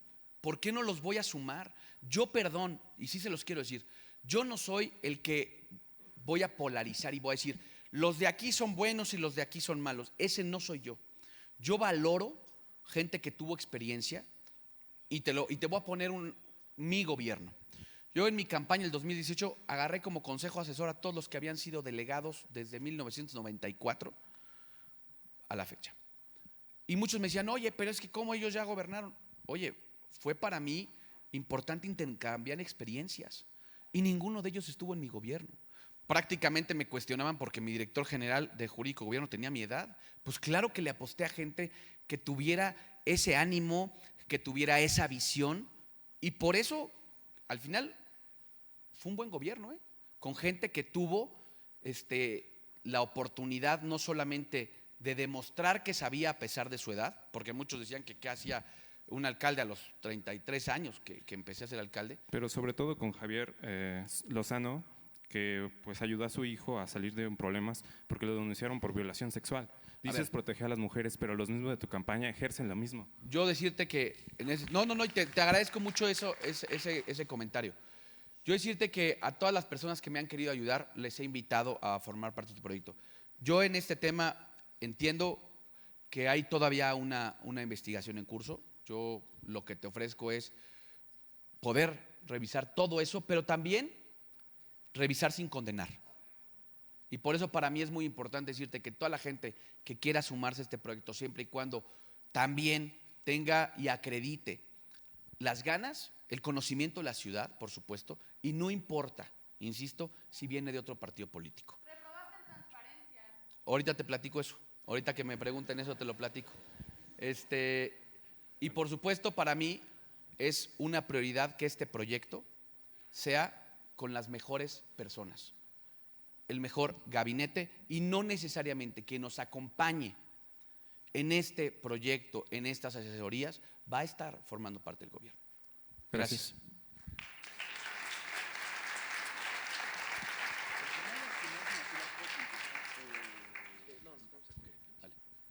Licenciado, buenos días. Soy estudiante de Derecho y respecto al tema de seguridad, más allá de llenar a la Ciudad de México de policías y sobre todo con la reciente captura de su líder, quisiera saber cuál es la estrategia para combatir al verdadero cártel que aterroriza a la Ciudad de México desde hace 10 años, la Unión Tepito, donde de 4 de cada 10 detenidos pertenecen a esta organización delictiva. Mira, no solamente son ellos, la zona oriente de la ciudad está teniendo otro comportamiento. Te lo dije en Tláhuac, te lo dije en el tema de Iztapalapa y te lo dije en el tema de Milpalta. El desmantelar y el desarticular las bandas delictivas tiene que ser una prioridad, porque hoy el gran problema, tú lo dijiste en mejores palabras, no solamente se trata de policía, se trata de desmantelar a estos grupos delictivos que están extorsionando, que están pidiendo piso, que están secuestrando. Claro que hoy yo reconozco lo que hizo la Secretaría en términos de detener a uno de las principales cabezas, pero por Dios, se pasean todos a sus anchas en la Ciudad de México. Hoy quienes están aterrorizados son muchas comunidades y muchas colonias. Por eso creo en el desmantelamiento de estos grupos delictivos. Y no se hace exclusivamente con acciones de tener más policías o de tener más patrullas. Tiene que ver por eso con la inversión en inteligencia. A muchos de ellos se les ha detenido inclusive en otro estado de la República. Por eso el desmantelar y el desarticular no solamente tiene que ver con personas, sino con recursos. La red financiera que muchos de ellos tienen es lo que les permite seguir operando. Y un segundo tema, los reclusorios.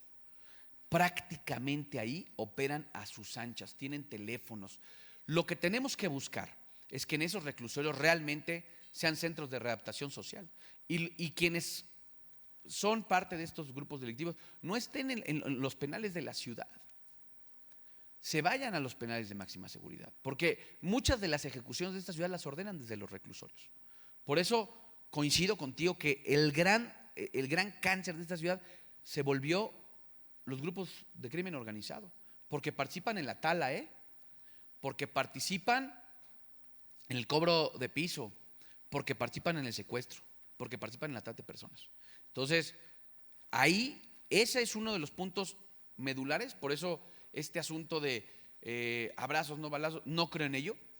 Yo creo que a los delincuentes se les combate y se les enfrenta. Gracias.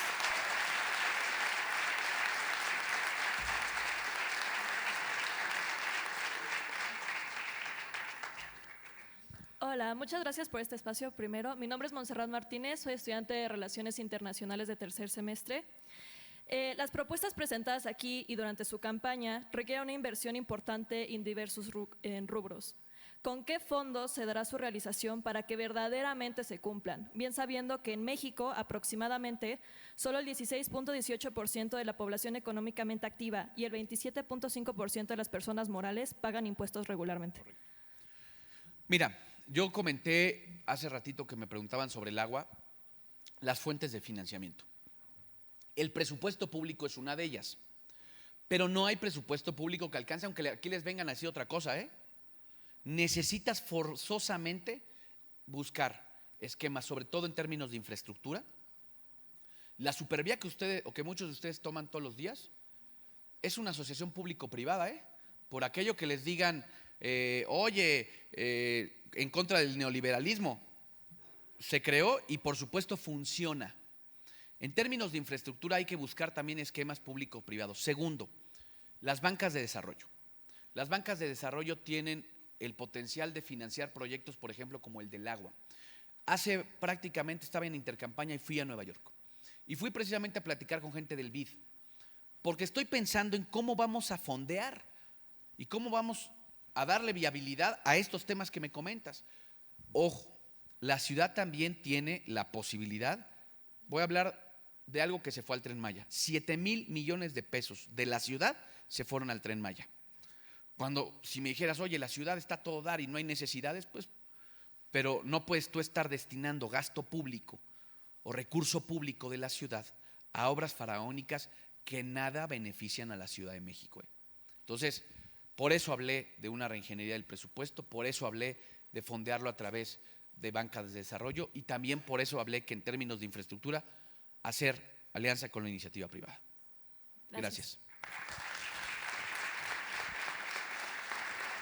Hola, soy Diana Torres, estoy en la maestría de Políticas Públicas. No me parece cómo le contestaste a mi compañera Camila y a Andrea. Te voy a poner el balón otra vez, a ver si nos contestas a las mujeres jóvenes y que no te estamos gritando jefa de gobierno, ¿va?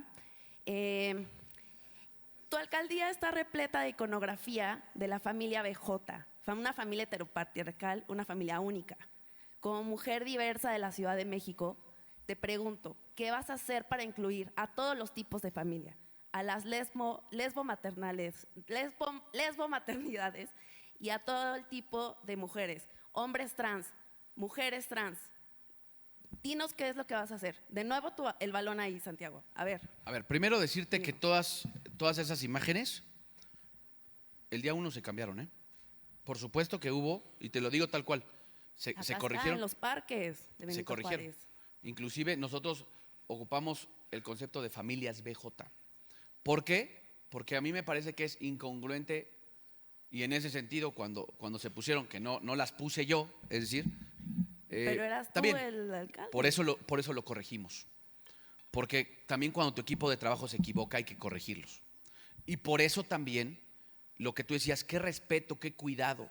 Hoy en la Ciudad de México tenemos no solamente un respeto, poca atención, creo yo, hay que aumentar el acceso a los derechos de esta comunidad, porque como tú me lo comentas, muchos de ellos no tienen acceso absolutamente a nada. Muchas de nosotras, muchas, sigues claro. hablando en masculino. Bueno, muchas y muchos. Muchas y muchos. Y tiene que ver. No, está bien, no. No, a ver. Estoy molesta. A ver, está bien. Yo te agradezco que todo lo que nos podamos equivocar nos corrijan, porque para eso estamos. Acciones.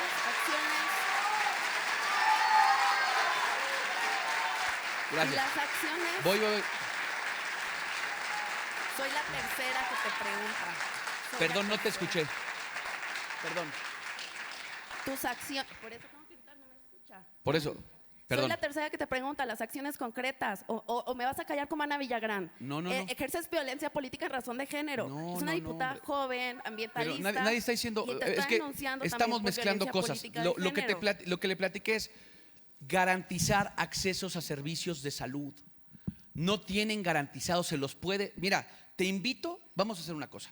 Te invito a la siguiente firma de acuerdos con la comunidad LGBT y trans. Te invito a que me acompañes Claro porque voy que a voy. firmar una agenda con ellos. Con Porque ellas, con ellos, ellas y con ellas. ellos. Está bien.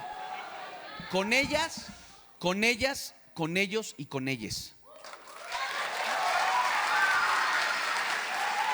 Y te ofrezco una cosa.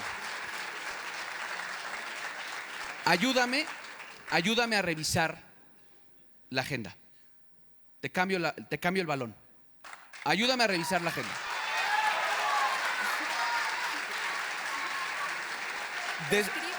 Aquí está.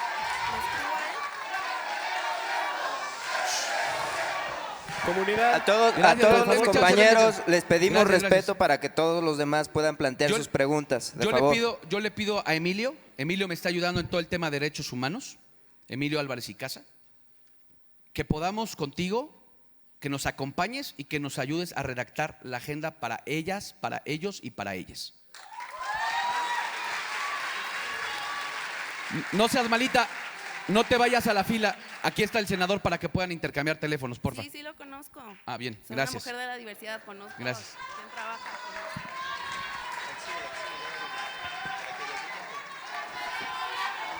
Comunidad, por favor, queremos poder escuchar a todos y para eso tenemos que garantizar un ambiente de respeto. Hola, soy Silvia Dichi de Comunicación y voy en cuarto semestre. Mi pregunta para ti es la siguiente. ¿Qué estrategias pondría para mejorar la calidad del transporte público, desde el camión hasta el metro, y asegurar que sea accesible para todas las personas, incluyendo las personas con capacidades diferentes, y que sea seguro especialmente para las mujeres que pueden ser víctimas de acoso y violencia? Mira, el tema del transporte, por eso yo hablé en una de las 5 prioridades del metro y de la movilidad. Porque podemos hablar de la historia del metro. Lo que tenemos que darle al metro es la posibilidad de que más gente en esta ciudad se suba y pueda acceder no solamente a él, al metro, sino acceder de manera segura. El problema hoy del transporte público concesionado es que ni es seguro ni es eficaz. Y el problema del transporte no solamente es que yo diga que voy a ampliarlo, es que le des recursos para ello. Al transporte público de esta ciudad le quitaron el mantenimiento. No va a haber manera de arreglar el tema del transporte, las necesidades del transporte, si no invertimos en su mantenimiento y sobre todo el transporte público concesionado, por ejemplo, para atender a las personas con discapacidad, no está preparado. Hoy súbanse a un micro o una combi, no hay rampas. Prácticamente solo algunos RTPs lo tienen. Y perdón, no todos los viajes se hacen en RTP en esta ciudad. El transporte público que pasa en la esquina de la casa de muchas personas es el transporte público concesionado, la combi, el micro. Y lo que nosotros estamos pensando es modernizarlo, no generarles deudas eternas. Eso me parece increíble que en esta ciudad estés condenando a... Y lo tienes que comprar con tal concesionaria, ¿eh? Cuando hoy hay alternativas en el mercado mundial donde la electromovilidad es una realidad. China es una de ellas. Y por supuesto con accesibilidad. No podemos hablar de justicia social en esta ciudad, lo repito, si el transporte público no es accesible para las personas con discapacidad. Y eso hoy pasa en muy pocos taxis, muy pocos camiones, muy poco transporte público concesionado, tienen esa accesibilidad. Y la única manera, perdón, es con inversión, ¿eh? Puedes tener las mejores intenciones, pero si no le metes dinero a ese transporte público, no va a cambiar ni se va a transformar.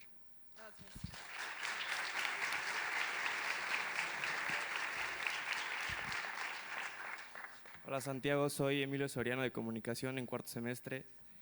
Actualmente pues, la ciudad está muy dividida, la oposición y la 4T, y hay muchos alcaldes de la 4T. Obviamente no los vas a poder quitar independientemente si gana Xochitl o gana Claudia. ¿Cómo vas a arreglarte con ellos? O sea, ¿vas a meterles presión? ¿Qué les vas a decir a ellos? Mira, yo no voy a hacer lo que a mí me hicieron, ¿eh? Yo no les voy a quitar presupuesto. Yo no los voy a perseguir. Yo lo que voy a hacer es ponerme a trabajar. Gane quien gane, voy a trabajar por la ciudad. Yo me voy a quitar de esta idea que llevamos 6 años en donde si eres de acá no sirves absolutamente para nada. O si eres de acá te vuelves mi enemigo. Eso no puede pasar en una ciudad en donde los gobiernos, la decisión que tome la gente es una decisión libre y soberana en términos de la elección. Pero después nos tenemos que poner a trabajar. Yo te lo digo, pase lo que pase en las alcaldías, siendo jefe de gobierno me voy a poner a trabajar porque la gente no tiene por qué andar pagando los platos rotos de un pleito personal. Esa es mi primera definición. No puede uno estar pensando en que esta ciudad hay que seguirla polarizando. No le veo a esta ciudad tampoco condiciones de que se siga polarizando. Ni el país ni la ciudad se lo merecen. Entonces, a trabajar con todos, sean del partido que sean. Esa es mi responsabilidad. ¿Decirle algo en específico? ¿Algunos puntos de acuerdo que vayan a llegar? ¿Algunas cosas A ver, para tiene que trabajar funcionar, por conjuntamente? ejemplo, lo que nunca funcionó. Creamos la figura del cabildo. Era una figura en donde nos teníamos que reunir los 16 alcaldes con la jefa de gobierno para discutir políticas de la ciudad. ¿Sabes cuántas veces sesionó? 2 en 6 años, porque no hubo voluntad de sentarnos y decir, ¿qué te duele a ti como alcaldía? ¿Qué te duele a ti, por ejemplo, en un gobierno donde tienes problemáticas de agua, de inseguridad? ¿Y cómo lo resolvemos juntos? Hubo 2 sesiones. No puedes resolver los problemas de la ciudad si no atiendes, si no entiendes los problemas también de las alcaldías, que son, por cierto, el gobierno más cercano. Al primero que le van a reclamar o a la primera que le van a reclamar es a la alcaldesa o al alcalde. Entonces, el funcionamiento del cabildo tiene que ser, no puedes castigar presupuestalmente en función de qué partido eres. No tiene razón de ser porque no castigas al que es alcalde o alcaldesa. Castigas a la gente que ahí vive y que, por cierto, ahí paga sus impuestos. En un momento de la pandemia entendimos, bueno, está bien, va a haber reducciones presupuestales, pero durante 3 años de manera sostenida, cuando empiezas a ver el déficit de inversión, en donde la gente lo que te reclama en esta ciudad, en muchos lugares de esta ciudad, son servicios. Y para eso las alcaldías atienden. Y tienes que dotarlos de presupuesto y de facultades para que atiendan y a ti te dejen gobernar los problemas más importantes de la ciudad. El gobierno se pelea por quién tapa el bache, por Dios. Es un sinsentido. Me sancionaban a un funcionario porque yo tapé un bache en Insurgentes, porque la gente no va a decir, es el alcalde, es el jefe de gobierno. No, ¿quién rápido lo hace? Tenemos que mover el elefante que ha sido el gobierno. Tenemos que ser más ágiles y que los problemas importantes los resuelve el gobierno de la ciudad y los problemas del día a día las alcaldías. Ya. Gracias, Santiago.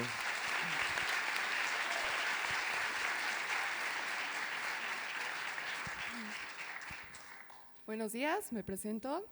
Soy María Valeria Sánchez, soy estudiante de Derecho y bueno, mi duda para usted, que me concierne un poco, es un reclamo de la Fiscalía en el año 2017, cuando fue el terremoto de la Ciudad de México, cuando usted destinó un presupuesto inicial de 25 millones de pesos para reinstalar instalaciones gubernamentales y políticas de partidos como el PAN.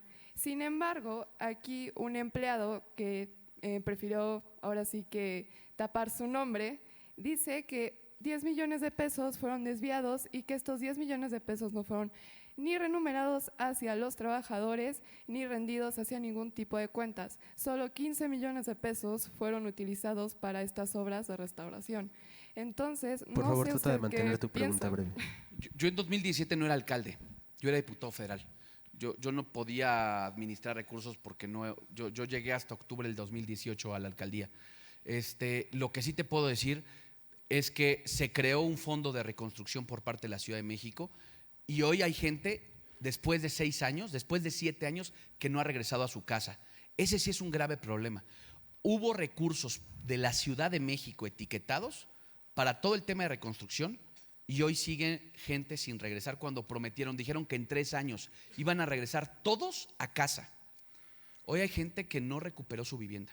Entonces, esa información no es necesariamente correcta, ¿no? Lo digo con mucho respeto, porque yo en ese momento era diputado federal, yo no ejercía recursos públicos.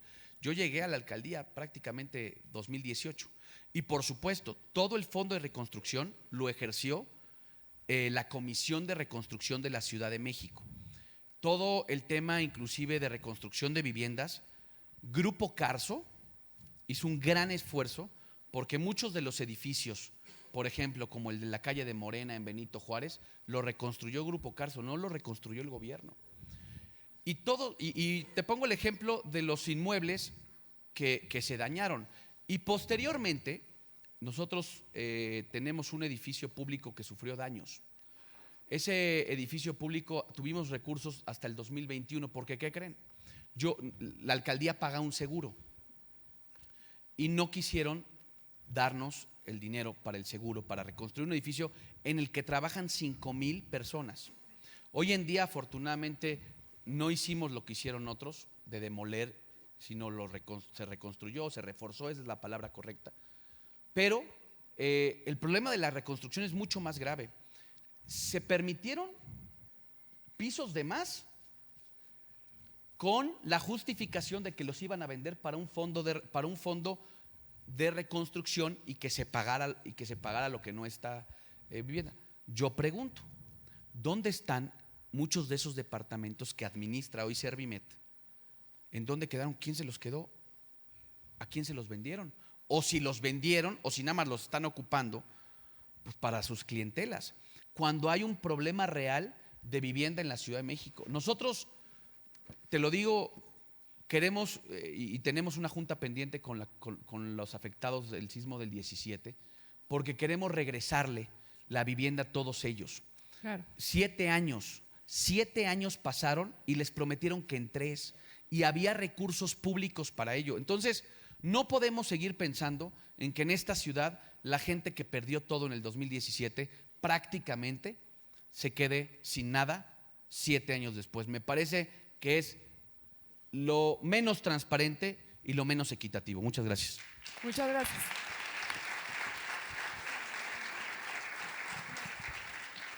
Hola Santiago, mi nombre es Luis Fernando, estudio Ingeniería Química. Más que nada mi pregunta es, como has notado en los últimos 2 sexenios anteriores de jefatura de gobierno, prácticamente 6 meses antes, los que eran jefes de gobiernos dejaron el puesto por irse a competir ya sea a la presidencia o al Senado. Si tú llegas a ser electo, ¿realmente veremos a Santiago Taboada los 6 años de jefe de gobierno? Mira, gracias por la pregunta.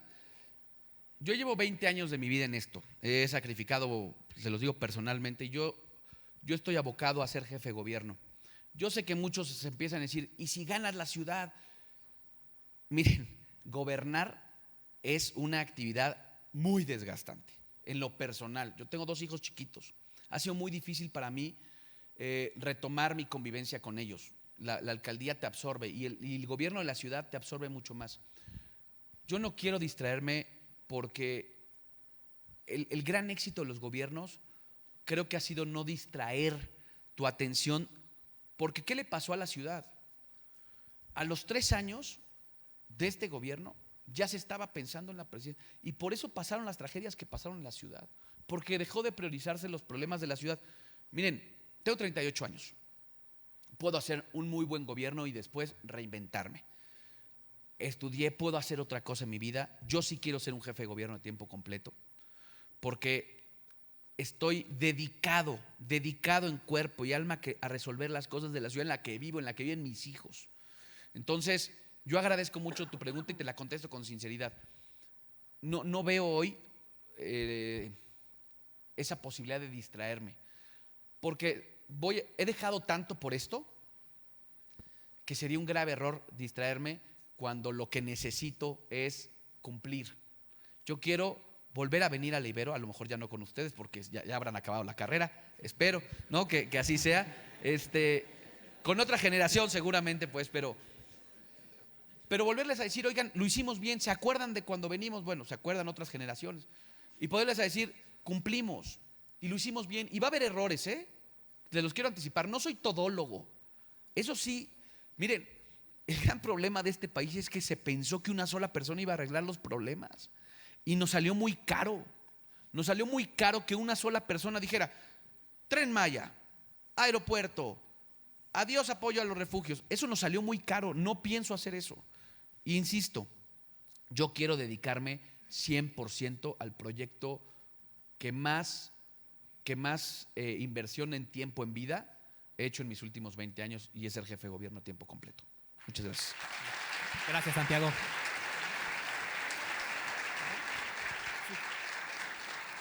Hola, ¿qué tal?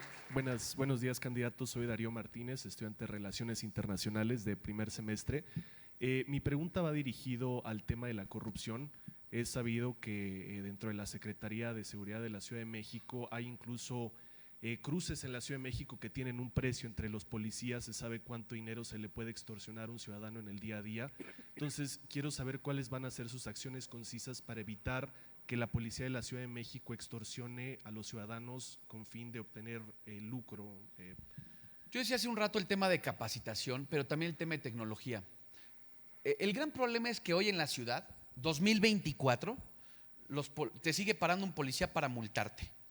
Te sigue diciendo, oiga, en lugar de utilizar la tecnología para que quien infraccione tenga una infracción, no necesite hablar con ningún policía y a través de su boleta predial le puedan llegar las infracciones o a través de su boleta de agua. Si queremos empezar a cerrar esos cajones, tenemos que usar la tecnología en esta ciudad. Porque si seguimos en estos contactos directos, entre un policía que no, oiga, joven, puso una escalera, va a cortar su arbolito. Eso es lo que pasa día a día. Están más preocupados por ver en dónde generan economía que en arreglar el asunto de la seguridad. Por eso, para mí el tema, particularmente con el área de tránsito, que es muchas veces la que tiene más problemática en ese sentido, tiene que ver con tecnología. Te pasaste un alto, hay una multa. Hiciste una vuelta prohibida, hay una multa. No necesariamente tiene que ver con un tema de acercamiento de la persona o del policía con el ciudadano. Eso es lo que ha generado que estos sean cajones interminables, ¿no?, de dinero, igual que los cateos. Hoy en día están más preocupados por catear grandes empresas y quitar, y literal, saquearlos, a dedicarse. Alguien decía hace rato, uno de los abogados, el tema de los cateos al crimen organizado. Si quieren, enlistamos cuántos cateos al crimen organizado han hecho este gobierno y cuántos cateos empresarios. Y ahí vamos a empezar a ver la prioridad del gobierno, y no necesariamente en seguridad. Muchas gracias. Gracias.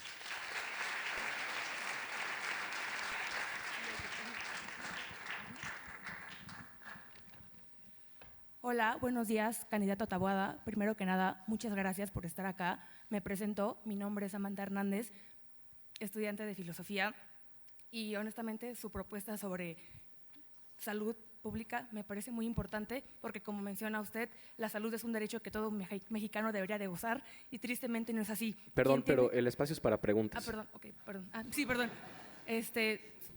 Mi duda es acá, usted menciona que va a volver a dar los apoyos para los pacientes con cáncer y con otras enfermedades, pero para los pacientes con enfermedades poco frecuentes, ¿cómo va a apoyarlos? Gracias. A ver, por eso yo hablé de que el tema de médicos y medicinas es una prioridad. Miren, hay enfermedades que están matando a la ciudad, como la diabetes, por ejemplo. Y hoy para la diabetes no hay atención, inclusive de primer nivel. ¿Y qué tiene que ver con atención de primer nivel? Consultas tiene que ver precisamente con medicinas, perdón, Pero me refiero como a enfermedades como XLH. perdóname. Enfermedades como raquitismo. A ver, si tú no dotas a los hospitales públicos de la ciudad de estas, de pediatras, de ginecólogos, de ortopedistas, el gran problema es que los hospitales existen, ¿eh? Sí existen en la ciudad. Algunos están bien, nada más que no tienen ni un solo médico, ni un solo especialista. Por eso la atención de primer nivel, como le llaman, es fundamental para despresurizar la atención de segundo y tercer nivel. Los hospitales de especialidades, los digo, la Ciudad de México no tiene, esos prácticamente le competen al gobierno federal, pero la manera en la que no lleguen a un hospital de tercer nivel es que en este primer nivel se atienda a la gente, se atiendan las enfermedades y sobre todo, para mí hay una prioridad, que la gente en esta ciudad no se muera por falta de atención médica. En esta ciudad, hoy te puedes morir por una mala anestesia, le acaba de pasar a una persona cercana en un hospital público. En esta ciudad te puedes morir porque simple y sencillamente no te atendieron una neumonía. Y tiene que ver con dotar a las instituciones públicas de salud de condiciones, de presupuesto y de personal, que personal sí hay, en lugar de andar pagando médicos cubanos, lo digo y no tengo nada contra los médicos cubanos, pero es increíble que ganen más que un médico que en COVID, que en pandemia se rifó y que estuvo atendiendo y que estuvo al pie del cañón. Muchas gracias. Gracias.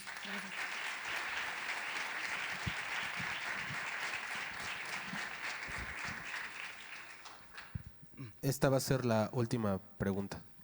Gracias. Muy buenos días, candidato. Mi nombre es Samuel Bejar, soy de la carrera de Relaciones Internacionales. Lo que quiero preguntar es lo siguiente, viene en dos partes, entonces no.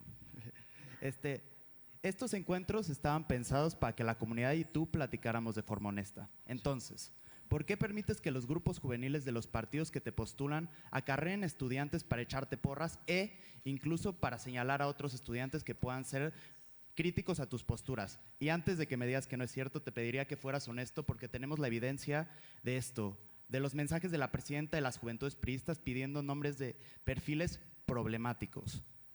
Mira, yo te lo digo, desconozco lo que me comentas. Yo he estado en 5 universidades, no he tenido necesidad de acarrear absolutamente a nadie. He estado en la UNAHUAC, he estado en la Ibero, en la UP, he estado en el ITAM, y lo que hemos hecho es, claro, una convocatoria como la que hicieron. Dame un segundo nada más.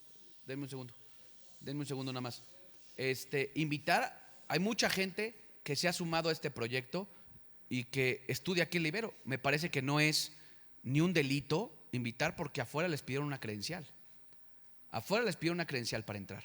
Y están aquí los estudiantes del Ibero a los cuales les agradezco, les reconozco, sobre todo que me den la oportunidad de escuchar, porque yo probablemente no te voy a convencer, seguramente tú ya tomaste una decisión, pero yo quiero que muchos de los que nos están escuchando, que no forman parte ni de Morena, ni de Movimiento Ciudadano, ni del PAN, puedan escucharnos. Y por eso creo que el formato de haber pedido la credencial es evitar lo que tú dices. Si al final aquí hay perfiles que acompañan el proyecto, la coalición, es parte de vivir en democracia. Hay que acostumbrarnos a vivir en democracia y lo que yo busco es que siempre haya estos encuentros y por eso no es la primera universidad que visito. Y la parte voy a seguir sobre visitando. La presidenta del PRI que pidió checar sobre perfiles problemáticos. Pues es que yo la verdad, eso no. algunas personas se podrían sentir poco seguras por yo he acusaciones dejado, partidistas. yo inclusive intenté ceder mi tiempo en la presentación para que hubiera más preguntas como esto. Yo la verdad es que desconozco eso y si fue, lo condeno completamente, pero yo estoy aquí, no me he ido a esconder, no me he parado un solo segundo. Yo estoy aquí respondiéndoles de frente a todos ustedes, con cuestionamientos, con dudas, con preguntas e inclusive muchos de ustedes con militancias ya definidas. Pero ese es parte del respeto y ese es parte del respeto que ustedes me merecen y que yo en verdad les digo que les agradezco muchísimo porque entiendo que es la última pregunta, que me hayan dado la oportunidad de escucharme, porque va a haber mucho ruido en estos meses. Para mí lo más importante es que los universitarios, los jóvenes de esta ciudad, escuchen qué queremos hacer y quiénes somos, qué capacidades tenemos para gobernar la ciudad más importante de este país. Y yo estoy listo y yo me he preparado. Y yo por eso quiero agradecer, insisto, a la Universidad Iberoamericana, que me haya abierto las puertas, porque, como dicen, la verdad nos hará libres. Muchas gracias.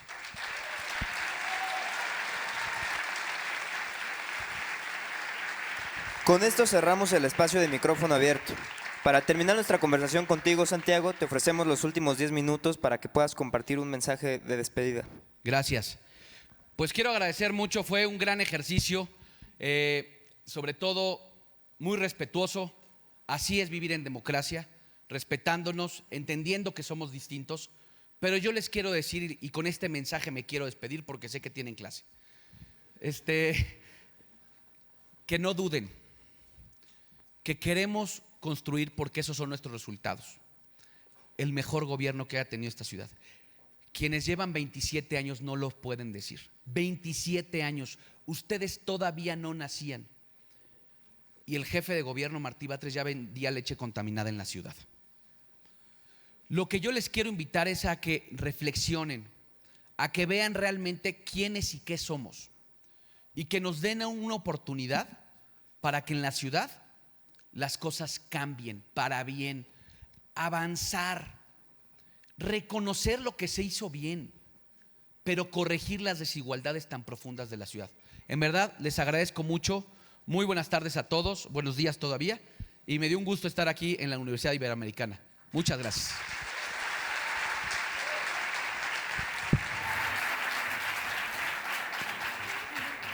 Les recordamos que seguiremos trayendo a las demás candidaturas, tanto de jefatura de gobierno como de presidencia de la República, para que estén atentos. Y para terminar, pues le cedo la palabra al maestro de ceremonias.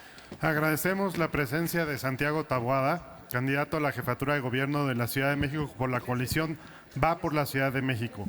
También agradecemos a Luz Mejía y Edwin Alvarado, quienes nos han apoyado con la interpretación de lenguas de seña mexicana. Y muchas gracias a todas, todos y todes por habernos acompañado. Muy buenos días.